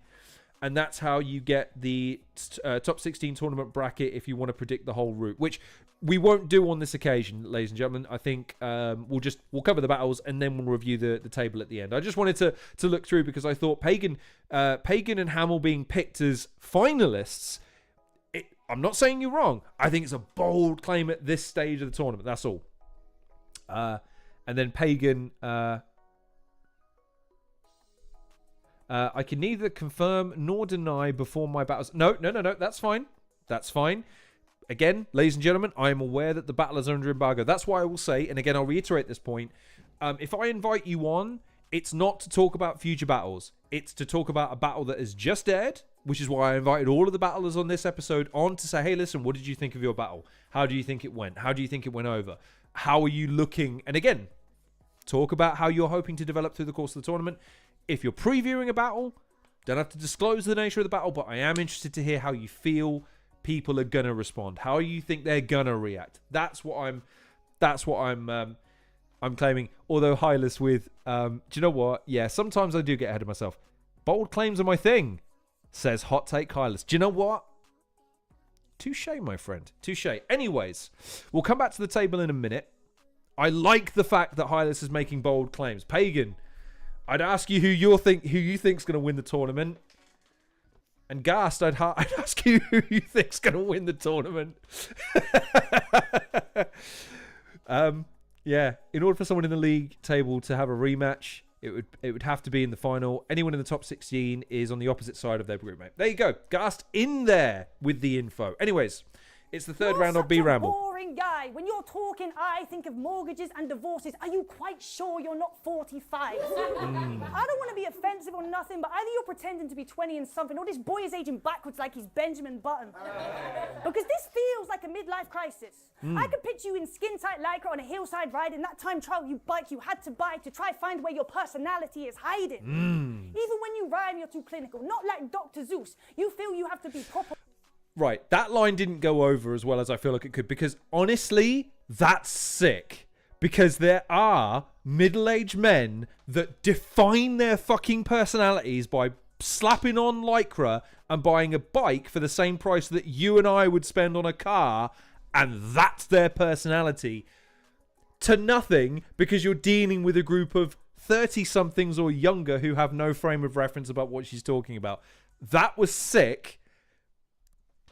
But nothing. With the props you use, and that's the fear of what you've got to prove while still being scared of what you've got to lose. And then phobias don't go like you rocking odd socks in imposter shoes. So I laugh at your name like Hamill. Hamill. He's not an adult. In his first battle, he was so scared it's true. He had to do it 2-on-2. That happened. You had backup. Smart tactics if you don't back your own chat, but the fact of the matter is you couldn't stand tough. Had to call him Big Daddy to pull your own pants up. You are such a kid. If you gave me a lap dance, people would think I was Santa. They'd be like, whoa, this kid really wants what's on his wish list, which is ganja. Which is ganja. and tracksuit the match. Oh, it's a starter pack for a wannabe rapper. Let's go. That was a great round too. Again, this is why I thought this battle was the battle of the night, because it's just... It's not quite back and forth. I think Hamill edges it on his comedy and on his angles and stuff. I think... Oh, and yeah, Pagan, I completely agree. I think what B.Ramble has going is a unique... There's something unique about the way she presents. There's some really interesting stuff she brings in. And she does oscillate between that more direct style and then just clowning, just having fun. And I think that's what I keep coming back to when I watch her battles, is they're always fun. And again, as I'm looking to be entertained. I'm not always looking for someone to just go hard in the paint. I'm not always looking for someone to just be so technically deficient. I'm looking for them to think, right, how am I going to make this entertaining? Am I going to make it funny? I'm going to make it dramatic. I'm going to make it whatever, right? I think B.Ramble's got that going. Hylas, Ghast, out of interest, did you scout B.Ramble from a Don't Flop Bristol event you attended? I don't know why, but I think for some reason I do. If so, clap, clap, clap. Ghast scouting? Imagine that. Imagine Ghast, buff of all people, picking out talent. Talk about talent. Talk about real recognizing real. You know what I mean? Anyways, it's third round on Hamill. Yo. People say UK BR's fucked, but I'm the only one who doesn't think BR's dead yet. However, I can make that a reality for you, BR, like a VR headset. I can Sick. I can see it while she shook. Catch Amber walking home, creeping round. I snuck. I hit her with a shovel. Deep in ground, she's dug 6 feet down. She's snug. I suppose that is the only time I'd beat around the bush. You rap lines as if you might have just thought them. Kinda looks awkward, blade at an acute angle. Only time I cut corners. Don't act like, you can act like Kick bested me. I'd find it slow and very boring. I knew that day if I throw, he's getting slaughtered. Besides, your punches, handbags, your flow, it's very awkward. I'm in and out the pockets on a roll like Terence Crawford. You must have had some pretty strong weed. It was over as soon as it was. You got it off me. It was. See what I mean? Just the cheeky weed, the duck of the shoulder. It's just he's too slick. He's too slick. What we're saying? Yeah, she had a try it the day after I battled Soweto Kinch, and I thought she was sick. Ghast buff with the pick. God damn. Well, hey, very well spotted, Ghast. He's got an eye. You must have had some pretty strong weed. It was over as soon as he said, on 3, I'll dog walk this bitch. To be fair, as of late, you have been barking up the wrong tree. I'd go to a different earth to kill another you. Don't stress, it won't hurt. I'm just determined to get the W. I'm the best of both worlds. Don't make out like you're fine. Your notepad's no good. You can't trade it out for mine. She thinks she's more complete. Well, how insane. You're out your mind. I've done so much more than you in the same amount of time. There we go. That was a hell of a battle, man. Again, with all due respect to my pick, because I had Hamill comfortably beating everyone except for Pagan, because again, I've seen him just be this ball of energy, this personality fucking tsunami, as it were. And yeah, this was much more competitive than I thought it would be, because I thought B.Ramble would give a good accounting, but might just buckle a little bit, or maybe just wouldn't have enough in the tank to be able to compete with someone that is so overtly comedic, right? And when you're battling a funny rapper, you kind of do have to make them capitulate a little bit. You kind of have to make them go into themselves a little bit and shy away. And I think she brought some really good material. I think she brought great energy, and it was really competitive. Now, I think, again, I don't think it's controversial to say Hamill took that one 2-1. I don't mind which round you want to give to B.Ramble, because I think, again, all three of them were great. But I think Hamill was maybe a bit sharper in moments, a little bit funnier in moments. Some of his and again though, his playfulness, his overt cheekiness. Maybe I'm falling victim to something that I was denigrating everyone else with Spirit. I like him as a performer. But I had him winning that one 2-1. But what that battle does is it gives me high hopes of B.Ramble going against Pagan in the chat. You've got your hands full now, young man. And Dynamic Mike. And Dynamic Mike is actually another one who I think is kind of a bit of a wild card. That's a motherfucker that just really looks like he's having so much fun in a battle. So Hylas, Hamill 2-1, but very close. Great. Yep, completely agree. Completely agree. There was a comment from earlier. She had a try, but oh, and Ramble's cold on beat as well. Interesting. Okay, I don't know if I've seen B.Ramble on beat yet. I'm trying to remember if I was going to research. I think I might have done some research on one of my shows a year ago when I was showcasing some of the quote newer talent. I don't remember seeing. I think I was just looking for battles. So Ghast with the pick there. Maybe go check out one of B.Ramble's on beats. Maybe we'll see a side that I've not seen yet. In which case, I'm looking forward to digging that out. Conversational rebuttals are amazing, says Pagan. Yeah, I'm inclined to agree because they just feel so organic and in the moment, don't they? They give an energy and a vibrancy to a battle. It's great. Let's have a look. The enigmatic one. Yeah, B.Ramble did a great job on this battle. It was close. Hamill edged every round for me. Random stuff like she got it off me. Splash the person. Yep, no, completely agree. Completely agree. I think that's what I'm saying, man. Like there are guys in this tournament that just get it. That get that it's as much personality. Because again, we're trying to make clippable moments. We're trying to make connections with audiences, right? That goes deeper than just writing. It's about really resonating and embracing the moment.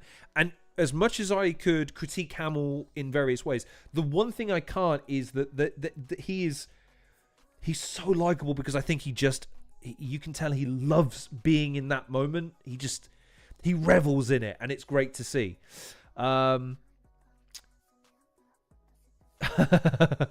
Eyeless. You wouldn't see B.Ramble beat because Don't Flop never release anything anymore.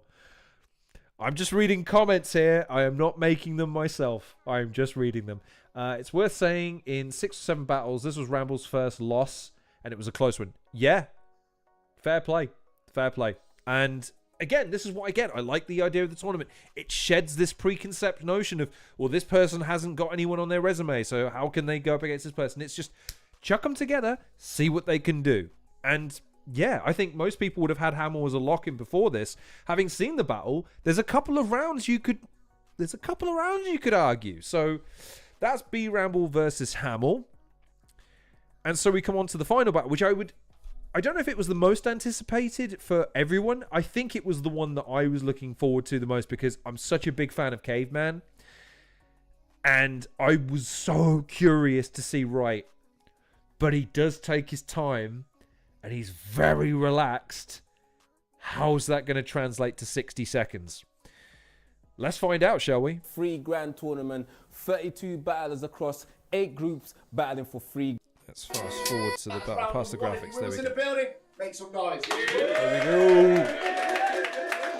If this is your first time watching Premier Battles, make sure you click subscribe and let us know in the comments who you thought won this battle. I mean, I was talking all that smack earlier, but look at the traps on Pagan there. Look at him. Man's wrestling an isosceles triangle in his goddamn t-shirt. Look at the fucking traps on the lad. Jesus. Head over to patreon.com/Premier Battles. Doing all the shoulder shrugs. All the delt flies. But it works, doesn't it? On the right hand side, let them know who you are, my bro. Yo, it's Caveman. We out of Manchester. We good, everybody, yeah? It was Crash that said it the other day. He was like, oh, who was it? It was someone else who was like, it might have even been in the battle where it's like he has a million different looks. He's got like 1,000 different styles and hairstyles and like, listen, man, Caveman is as bohemian gets. He just goes with whatever flow, man. He is easygoing and a nice motherfucker. You know what I mean? Pagan trying to sneak that 6. Oh my God. Oh no. 6-7 has made its way into my goddamn live stream. Right, I seldom make rules in the chat, but there'll be none of this 6-7 bullshit.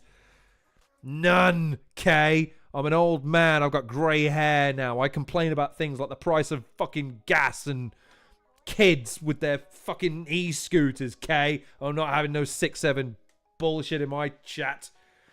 Although saying that you can talk about whatever you want, it doesn't matter. But still. Trying to transition to interview people on the street channel.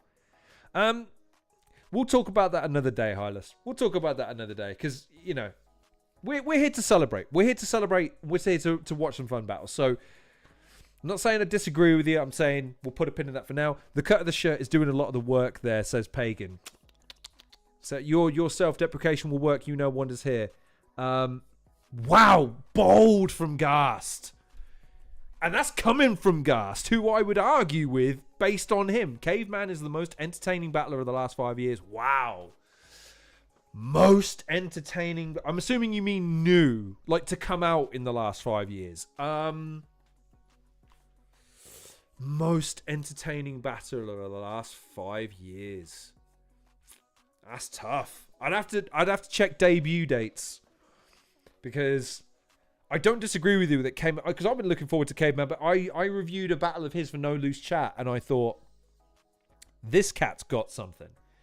This guy's got charisma, right? I couldn't figure out what it was. It wasn't in the bars. He had some good stuff, but there was something about his nonchalant attitude that just made me go, "What's this guy about?" And he's come on leaps and bounds. In this battle in particular, I think he's come on leaps and bounds. But Ghast, my friend, like, unless you debuted 6 years ago or longer, like, what are we talking about here? Like, Ghast, come on now. You remember I was here when you battled Bobby. Like, that was one of the best performances I've ever seen live. Granted, I've only seen 30 battles, give or take, live, but I'm just saying. And Hylas, the saxophone battle was iconic. Yep, no, I will completely agree with that. Anyways, sorry. We're supposed to be watching a battle. Let them carry on. To my left, introduce yourself. Big Frost never lost. London. It's a 3-round judge battle, 60 seconds. Frost won the flip, couldn't decide if he wanted to go first or second. So he let Cave go first, and then we saw Brown. Yeah, I'll come back to this in a second. So, comments. Even his debut was entertaining as fuck. Never seen anyone style out a stumble as well as he did. Interesting. Who did he debut against, Pagan? Because I don't remember what his debut battle was. I think I must have. I interviewed him, so I would have reviewed his battle history. It's not coming to me right now. And Hylas, Cave is inconsistent, but a great character.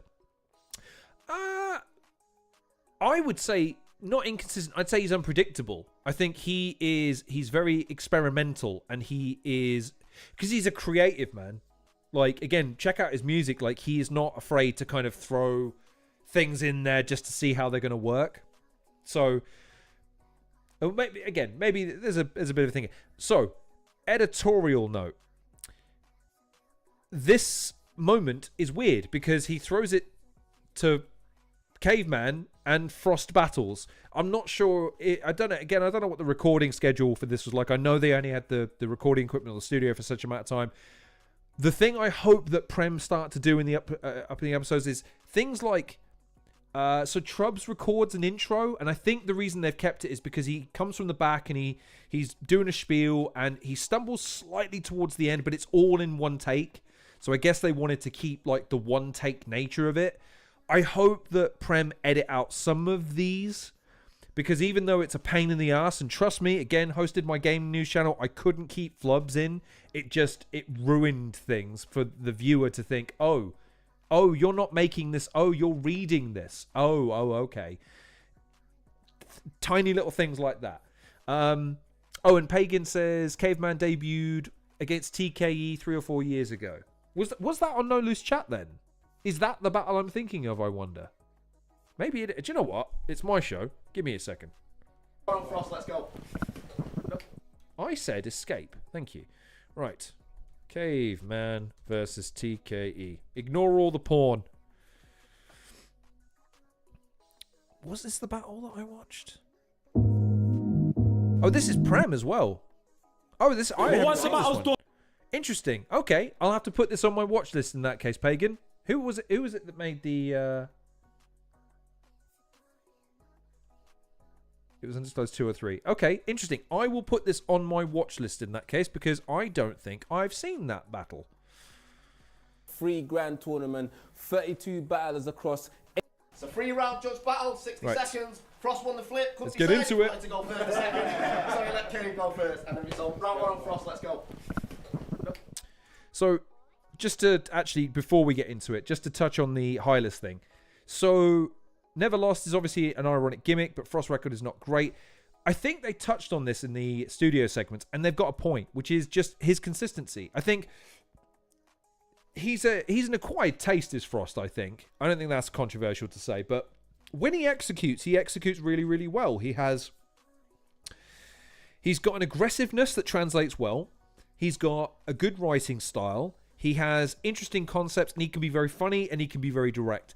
I think, though, I don't know what it is. There's, I'll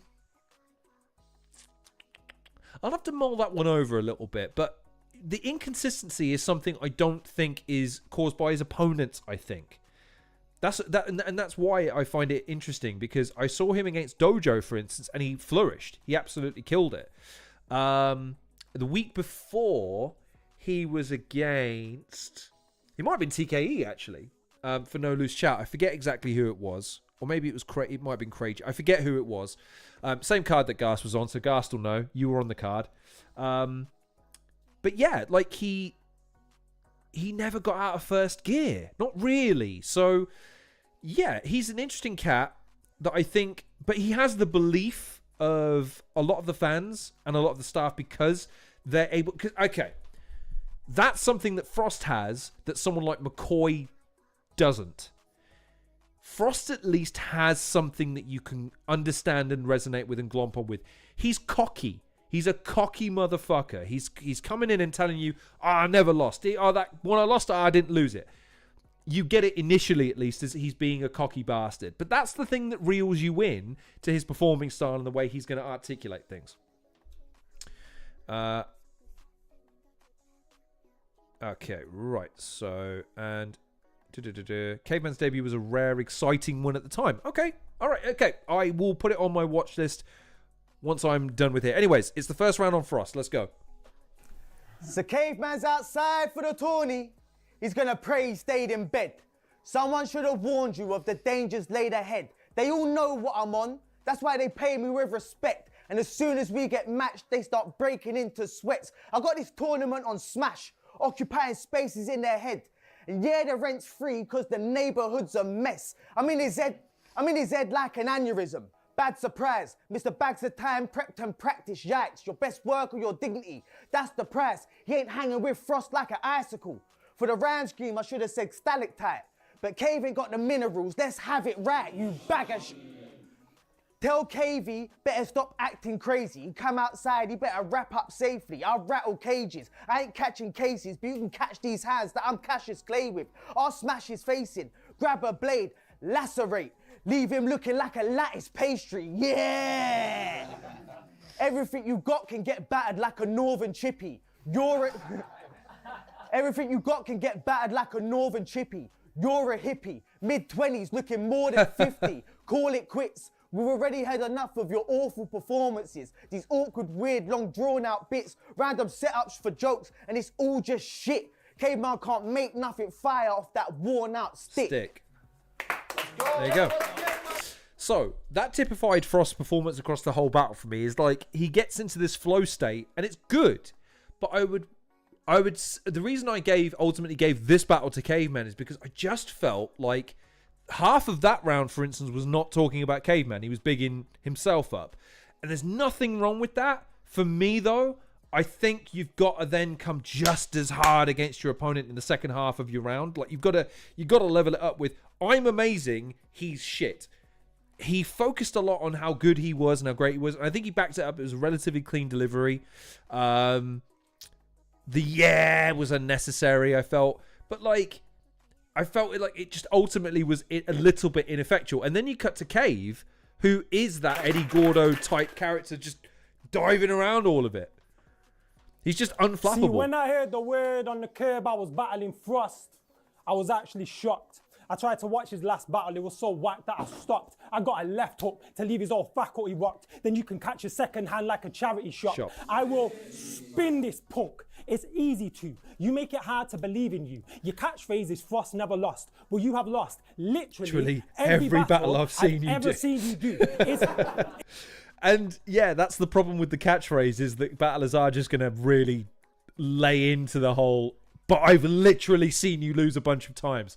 And someone like Caveman, again, if I'm coming back to this mantra of make your opponent look like a dickhead, Caveman, as good as he can be in the technically, what I think one of his greatest strengths is his irreverence and how he'll make anything seem stupid. Case in point, like... It's peak, but true. See, I think you make this look effortless. I just find it very evident you never put enough effort in. I dedicate hours to my craft. It's painstaking, so it's beautiful when I slide on frost. But we ain't skating. This is plain sailing, because you, my friend, have peaked and had to settle at the level that you've met. You've peaked like a pervert, sweating after sex. It is peak that you're still not respected as a threat. I guess he's doing up Gillette. This is the best a man can get. So listen up, you little booty crease. There is nothing you can do to me. This is a chain of events where I ring your neck like jewelry, beautifully. I don't write punchlines, I write eulogies and have old ladies screaming, what happened to this community? So move discreet or lose some teeth, because I can bring 5 guys to your front door and ain't none of us delivering for Uber Eats. It's 1. There you go. Like, I just... Let's go, second round, like... I'm not saying Frost had a bad first round. I'm saying, though, that Caveman's was more memorable. He went after him more. He was just funnier. Like, killed the gimmick with the Frost Never Lost thing. Like, yeah, Hylas, I didn't... So I said that on the Frost stream. Like, booty crease. Like, maybe it's my sheltered upbringing. I don't know. Maybe the harsh streets of the Midlands haven't taught me words like booty crease. But that was one of those moments where I went, I beg your pardon? Like, where did that come from? Anyways, second round on Frost. Let's go. So they tell me Caveman is the future. Well, if that's the case, then man is baffled. I told you we ain't discovered fire yet. You know, crackle, crackle. Maybe the haters are right and we should scrap the channel. Because you know what rhymes with your government, Patrick Farrell? Practice battle. With my feet up, I'll take him out. Savage tackle. I'll grab and slash his Adam's apple. Judges bang the gavel. I got a sentence for murder. Watch Cave become a patch of gravel. Man down, Shit's Creek. And look who never brang a paddle. I'll walk through him, become a guide. See Cave laid out, I got a plan for you. Our torching Cave is something light, but stuff that you can't hold a candle to. He got placed in the toughest group and it's left him exposed. He's been around a minute but developing slow. Caveman stuck in the past and will never evolve. Tried to step from his hole and he's dead in the snow. Not in my league but thinks he's ahead of his own. Fucking dummy, bro, he doesn't know his head from his toes. He learned today when I cut from his head to his toes and leave carvings from Caveman, etch it in stone. It's a warning message for everyone. I'm letting them know. A bat in the cave, I'll wipe out the rest from the nose. They all want to see Frost till they step in the cold. I tell them this is what you get for getting involved. And I would argue that was a great round because brang isn't a word, but again, forgive it, allow it. That is an example of Frost going into one of those flow type deals where no one's really reacting, but they're invested and they're absorbed by it. And I would argue that is the closest we've seen in this tournament episode of one of those more aggressive type rounds that you don't see a tremendous amount of from the newcomers. I feel like when they get overly aggressive, they're a bit consumed with the execution of what they've written rather than relating it to the emotionality. You know what I mean? And I think so. Hylas, Frost, low key, great rapper with the syllables. Yeah, I mean, you saw that. Like, again, that's why I think the flow state is coming in, because it's da-da-da-da, da-da-da-da-da, da-da-da-da-da-da-da-da-da. Like, he's got a really good cadence and a good patter. I wonder, though, does that translate in a tournament like this? I know he got the win, spoiler alert, he got the win in this. But, again, the whole point is to kind of, you know, generate stars and generate clippable moments. I would just suggest that, again, Cave is better at that. And that's not to denigrate Frost. It's just that round, as strong as it was, I feel like he wins that round just through pure aggression rather than the hits or the punches. Shooting about the crowd. Yeah, but they're supposed to be Hylas. Just to jump in. They've all been told, keep it. Yeah, because the whole point is we're not supposed to have a crowd influence the result. We're not supposed to have the crowd influencing the judges in the slightest, right? So I don't mind the fact that he's not getting reaction, as it were, because he's not supposed to be. He's supposed to be getting his stuff out clean. And what I'm saying is that round was the best example in this battle for me of that aggressive, more tactful style. And that's why I think I seem to remember giving this round to Frost. So I have it 1-1 going into the final round. Let's go Cave second first. Do you know what I like about Frost? I don't like anything about Frost. When it comes to my favourite rappers, you are not mentioned. You remind me of Triple H at SummerSlam in '99 because I do not watch wrestling. Incredible. I'm just going to throw it out there, right? Oh my God.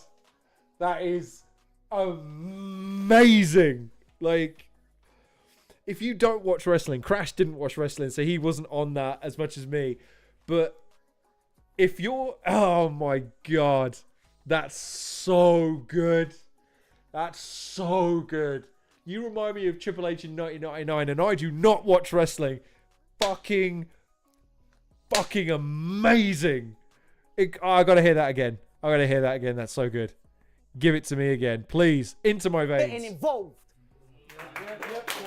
Give it to me again, please. Please. Do you know what I like? Do you know what I like about Frost? I don't like anything about Frost. When it comes to my favourite rappers, you are not mentioned. You remind me of Triple H at SummerSlam in '99 because I do not watch wrestling. Amazing. Incredible. My weekend means hitting the studio or cleaning my kitchen, linking with wifey, eating the din-dins. Him, he just likes going dogging. Give the guy a time and a place and he'll be lying in wait with a pie and a vape and a smile on his face. Fucking West London. I heard you got kicked out of the sex dungeon for chest bumping. I heard you drink hot chocolate with your... He should have just left it there. Like, that was funnier than anything he was going to follow it up with. I also heard that. With your mother's milking. Stood here looking like the second coming of Rumpelstiltskin. I bet you spend your weekends in the forest, in a cottage, in the little bear's little chair, playing fucking panpipes and dreadlocking your nipple hair. I bet you don't even have toenails. Just additional teeth at the tips of your feet, you despicable freak.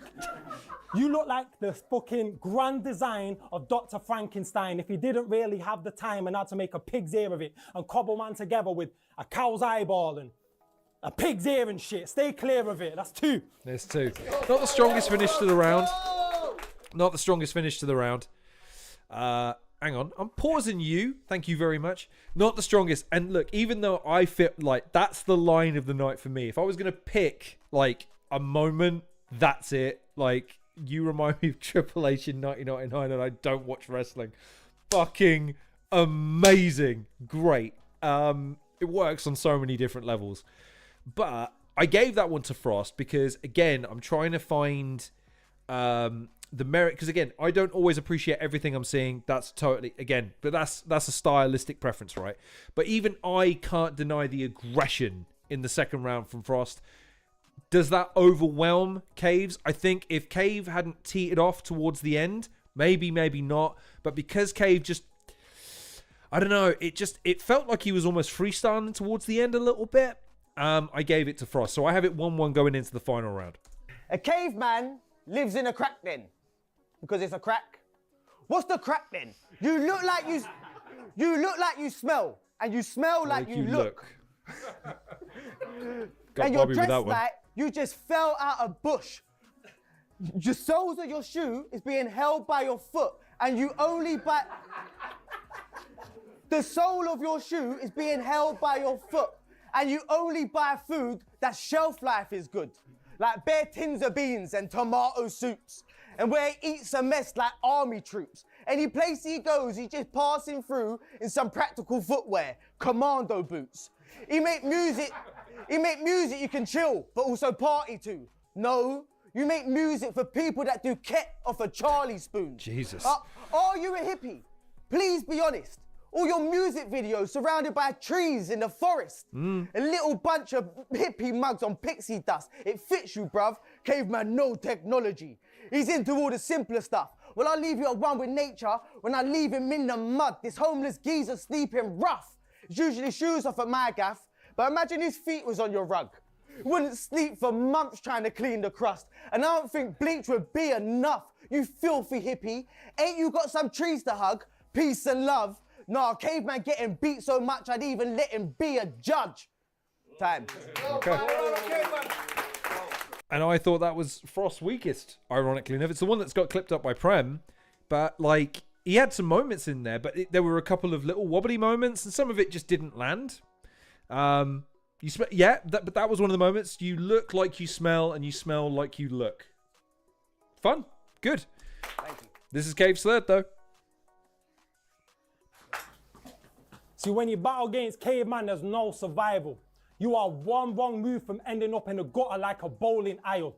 This is Big Daddy Cave. I take things farther than them other guys. I got a few lines that'll make him take a long nap. I write lullabies. Let me summarize. You have way too much on his plate. He should have just stayed home. That was his one mistake. But now you've fallen in the pit and you will not escape.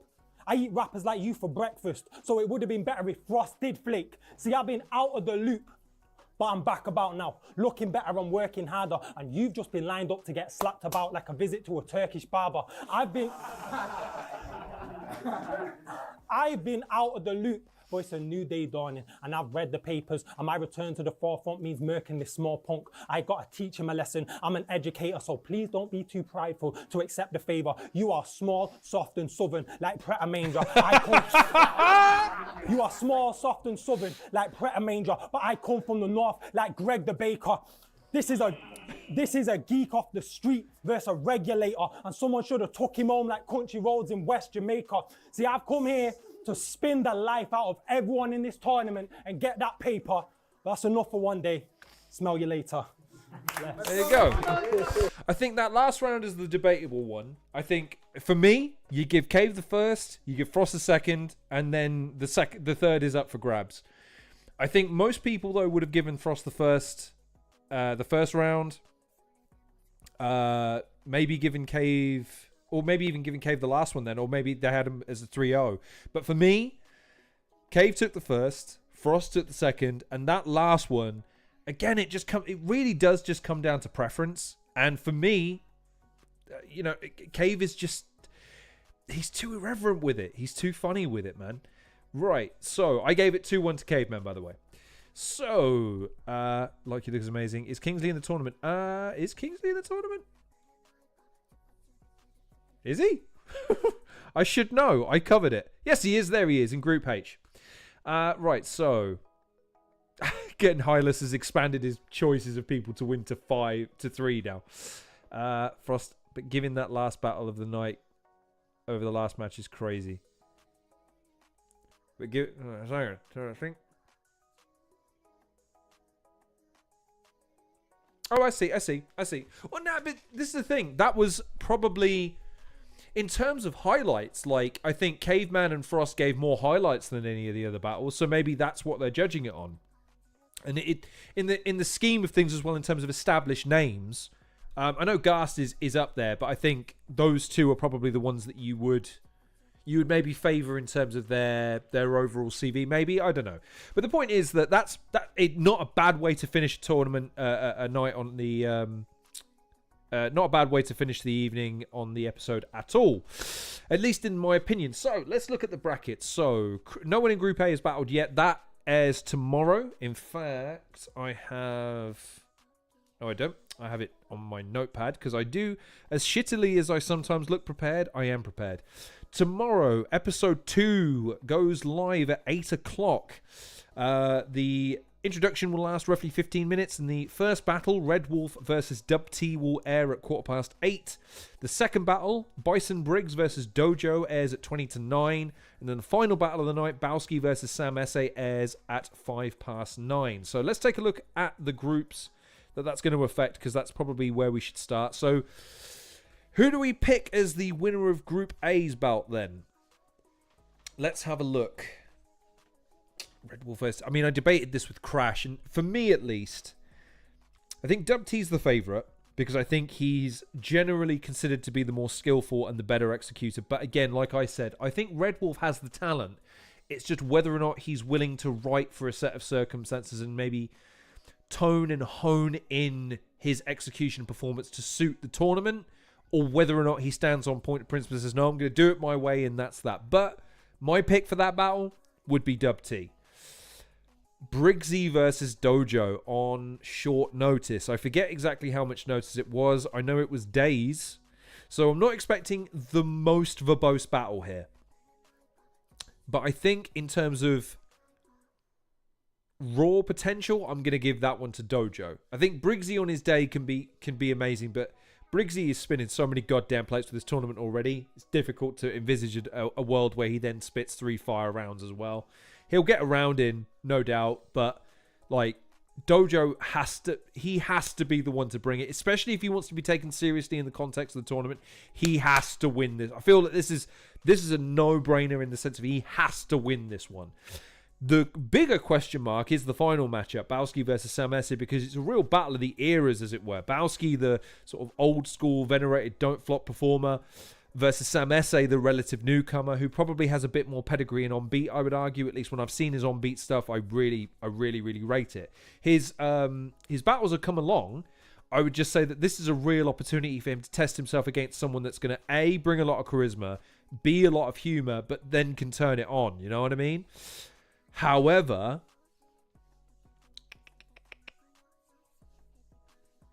I think I'm probably going to edge Bowski on this one, but we'll see. I think, gun to my head, because again, we have to pick Dub T, Dojo, and Bowski. So let's see how that would affect. So that would send Dub T to the top, obviously. That would mean that Bowski goes level on points with Ghast buff. I did pull... Oh, God. I forget. Is that... Oh! So, if anyone's in the chat that's in the... So, the number on the left-hand side of the points, is that rounds 1 then?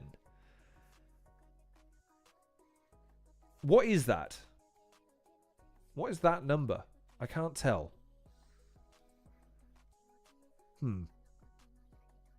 Sam Esse is underrated, but Bowski can climb it. Yeah, I agree, Hylas. What is that number? Interesting. I'll need to pull the graphics so I can read, because the graphics, the text is far too small for me to be able to read. Anyways, moving on.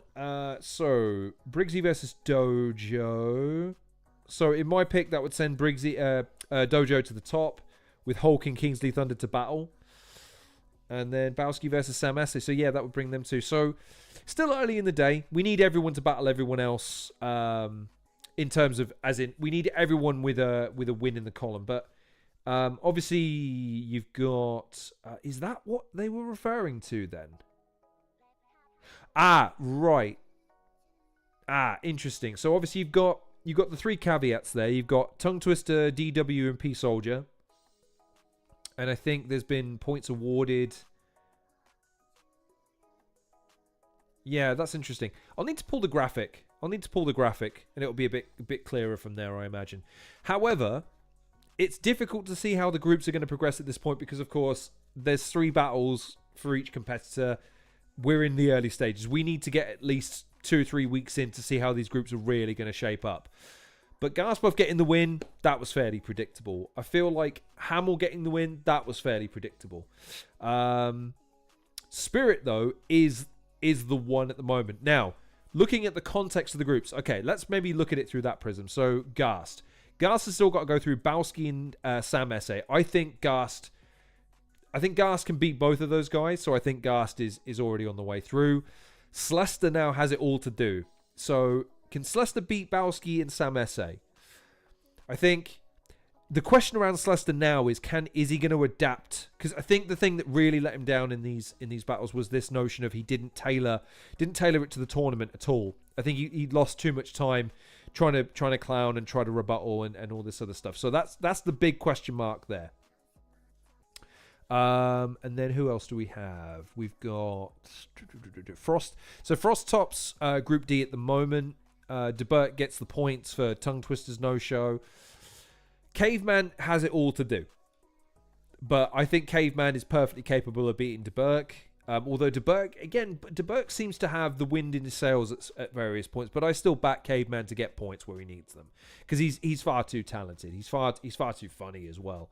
Spirit is now the dark horse because if Spirit can come out of the gate with a performance like that and can improve and enhance battle by battle, Jim Bob can be a little bit inconsistent. I don't feel that that's unfair. I mean, he can have his moments, he can be very funny, but I think he's now a concern for Jim Bob Gnarly.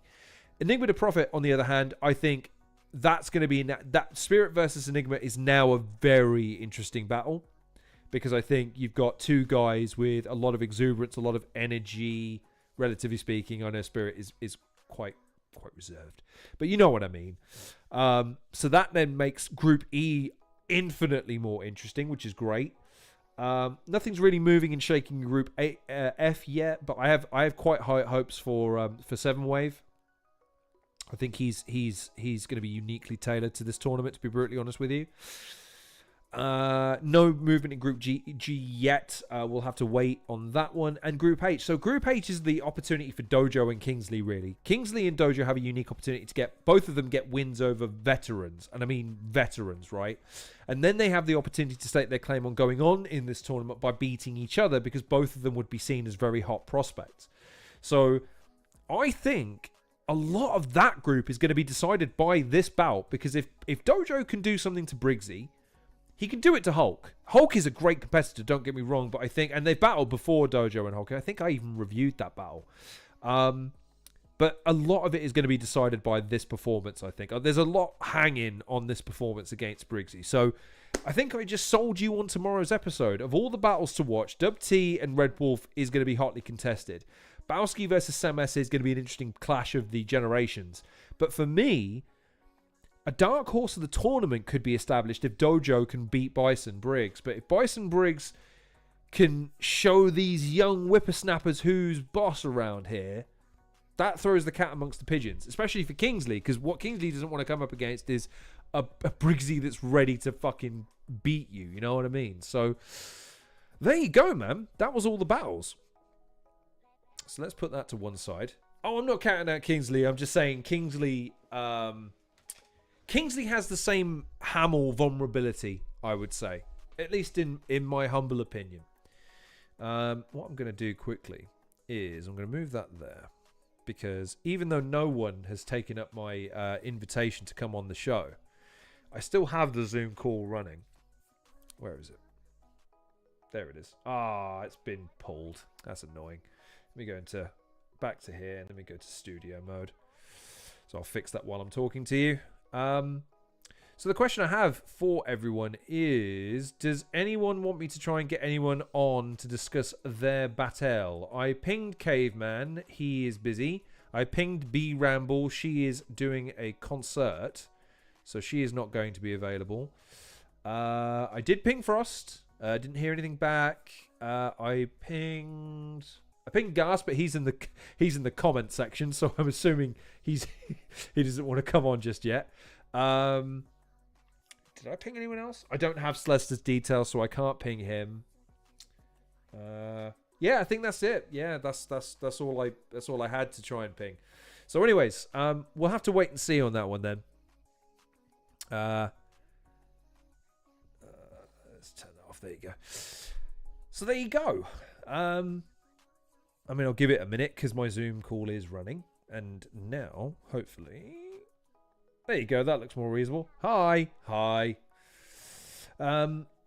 Hopefully, we'll have more to talk about come Monday. Because I think on Monday, not only will we have 3 extra battles to look over and a new episode of Premier Battles Where Winning Matters to pick over, we'll also have some wider context to the tournament start to take shape. Because now you're going to start to see some of the front runners. You're going to start to see some of the people that have racked up wins and how. I think you've seen in this episode, in summary, I think you've seen Ghast wobble a little bit. He wasn't as clean in his execution as he probably would have liked to have been. Is that going to be a recurring theme? Is the pressure starting to get to Ghast a little bit? Is the overwhelming burden of being favourite maybe something weighing heavy? Could he be undermined at certain points? Can Slester tighten up his performing style and hone in on an opponent a bit more? Is Caveman capable of sharpening up his style maybe a little bit to get more punches in, to get more favorability with the judges? Can Frost deliver more quotable moments? Spirit ceiling, where is that? I mean, if Shotty really is going to be taking him under his wing, the sky's the limit, but what's there? Can McCoy bounce back? Can McCoy deliver something to maybe give us something to believe in, to follow in this tournament? B.Ramble, is she going to continue on her trajectory? Because again, I think her stock rose in this battle, but can she continue it? Is she going to be able to deliver consistent performances? And Hamill, what's the ceiling on his potential? Again, he has some vulnerabilities. I think some of them were exposed in this battle. But it's all good fun.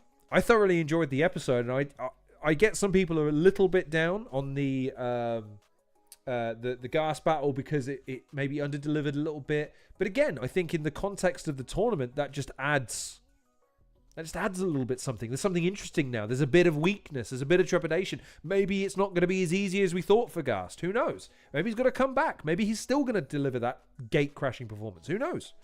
Who knows? Anyways, since I haven't had anyone kicking down my door to hop on the Zoom call, I think we're going to wrap it there, ladies and gentlemen. We've been going for nearly 2.5 hours. Christ. Sorry it took so long. I really thought we'd be going for an hour tonight. But we reviewed the battles, and I don't like leaving comments untouched. Hadashrooms. Interesting. His comments. Is anyone else's comments not showing? DM me. Hadashrooms, if you're watching, know that I have not touched. Have you signed in? Is that your problem?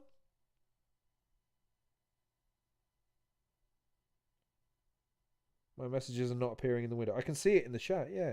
How weird. Were you naughty in the chat at one point? And did Google ban you? Because I haven't banned anyone. Weird. All right. I'll look into that, Hadashrooms. Leave it with me. Right, I'm going to end my Zoom chat since no one's hopping on. And instead, I'm going to say thank you very much for joining me, including Hadashrooms, who, bless him, his messages aren't getting through. Thanks for joining me. I will be back with Crash on Monday at 9 p.m. to pick the bones over the next episode, which drops tomorrow at 8 p.m. So the last plug I'll give for this episode is tomorrow, 8 p.m. YouTube and all good live streaming platforms. Premier Battles, Where Winning Matters, episode 2 goes live. And you're seeing 3 battles because of a dropout. Let's see where it goes from here. I'm interested as hell to see where it goes from here. Again, I've been invested in seeing what happens in this tournament for months, and I can't wait. So, I hope to see you in the comment section of that video tomorrow, and then hopefully in the comment section of my video on Monday with my cohort Crash hosting. So, in the meantime, thanks very much for watching me and joining me in this edition of the Halcyon Show. Please like, share, and subscribe. Check out some of my other videos and live streams, some of my other reviews, some of my interviews with some of the battlers that you're going to see in the tournament. If you need a primer for tomorrow, be sure to go back and check out my Contender series, which I went through every single bracket of every single battler, reviewed, interviewed, speculated, pundicated, everything in between. So hopefully you'll get a shot of the good stuff in there. To the comment section. So the first thing I will say is Hadashrooms, thank you for joining me, mate. I'm sorry that you're not showing in the comments. The second I come off this stream, I will go to my YouTube channel and see what the fuck is going on. I will fix that immediately. Sorry about that. Crash was in the chat and had to bounce, but Crash will be back on Monday. Hylas, you sexy bastard, thanks for joining me and getting me all so riled up as you do, you bastard. Ghast Buff, obviously, still have high hopes for him in the tournament. Pagan, the jacked fellow himself, was here. Thank you very much for joining me, sir. Appreciate you as always. And I seem to think there was... the enigmatic one. Sir, appreciate you joining me as well. Thank you very much. I think that's everyone. In which case, that'll do it for me. So go and enjoy the rest of your Saturday nights, whatever you're up to. I hope it's fun, sexy times, whatever you want to call it. I'll be back on Monday. And yeah, in the meantime... I hope you're keeping well. I hope it's good to be back, by the way. I know I haven't live streamed too much in recent times, hence the changes, hence all of these fucking things that I've had to make do with. I hope this stream was cleaner. I hope that it was much easier to watch because I wasn't jarring every 5 seconds. There he is. There he is. Why can I see you now, Hadashrooms? What the fuck? You had me work. What did you do? What did you do? I saw that. I can see that comment. You've not been naughty. What did you do? Right, before I feel like... Because you made me feel like I'd done something wrong. How to shrooms. What did you do? What did you do? There's 6 people watching right now. Stand up and tell the class what you did. I have to cop to my... Listen, I say McCoy beat Spirit, and all of you are fucking furious about that. I know you. I can feel your anger. If I have to sit here and give my honest opinion and get shit for it, Hadashrooms, you're going to tell me why I felt like shit for a minute there because you couldn't comment. I need to know. Come on, let me have it. He's not going to say no, is he? He's going to keep it to himself. Oh, my days. That's so funny. That's so funny. Oh, he's going to... okay. Is he not going to tell me? Oh, interesting. So he can send emoticons, but he can't type. Okay. All right. Well, look, I'll still look into it. Okay. Maybe now, Hadashrooms, you've just got to either message me on here and I'll read your comments out live on the stream, or you just got to communicate expressly in emojis. Maybe I make that a thing. Maybe the 6 people watching, 5 people watching, sorry, you've got to all watch using you've got to comment using emoticons only. Or you can comment using emoticons, or you can come onto my Zoom chat and just say and bounce. That's what you got to do. Anyways, that was fun. I appreciate you joining me. It was fun for me. I hope it was fun for you too. I'll see you on Monday with Crash. He'll be in this little box here talking, vibing, all that good shit. And yeah, I'm just looking forward to it. It's going to be fun. Anyways, I'm going to love you and leave you now because, yeah, 2.5 hours. And the battles are 6 minutes. 28 minutes worth of content. 28 minutes worth of content I've made last 2.5 hours. Imagine if I'd reacted to the whole show and feel lucky that I chose not to do that. Anyways, love you, miss you all. Good to see you. Appreciate you joining me. Thanks to everybody, especially Hadashrooms, who had to sit there typing away the whole time, not getting a comment through. I'm going to go fix that now, whatever the fuck the problem is there. And yeah, let's look forward to episode 2 of Premier Battles Where Winning Matters, dropping tomorrow at 8 p.m. 8 p.m. YouTube. Do not miss it. I will be in the comment section. You better be there too. Anyways, as always, though, take care of yourselves, and I'll see you on the next episode of The Halcyon Show.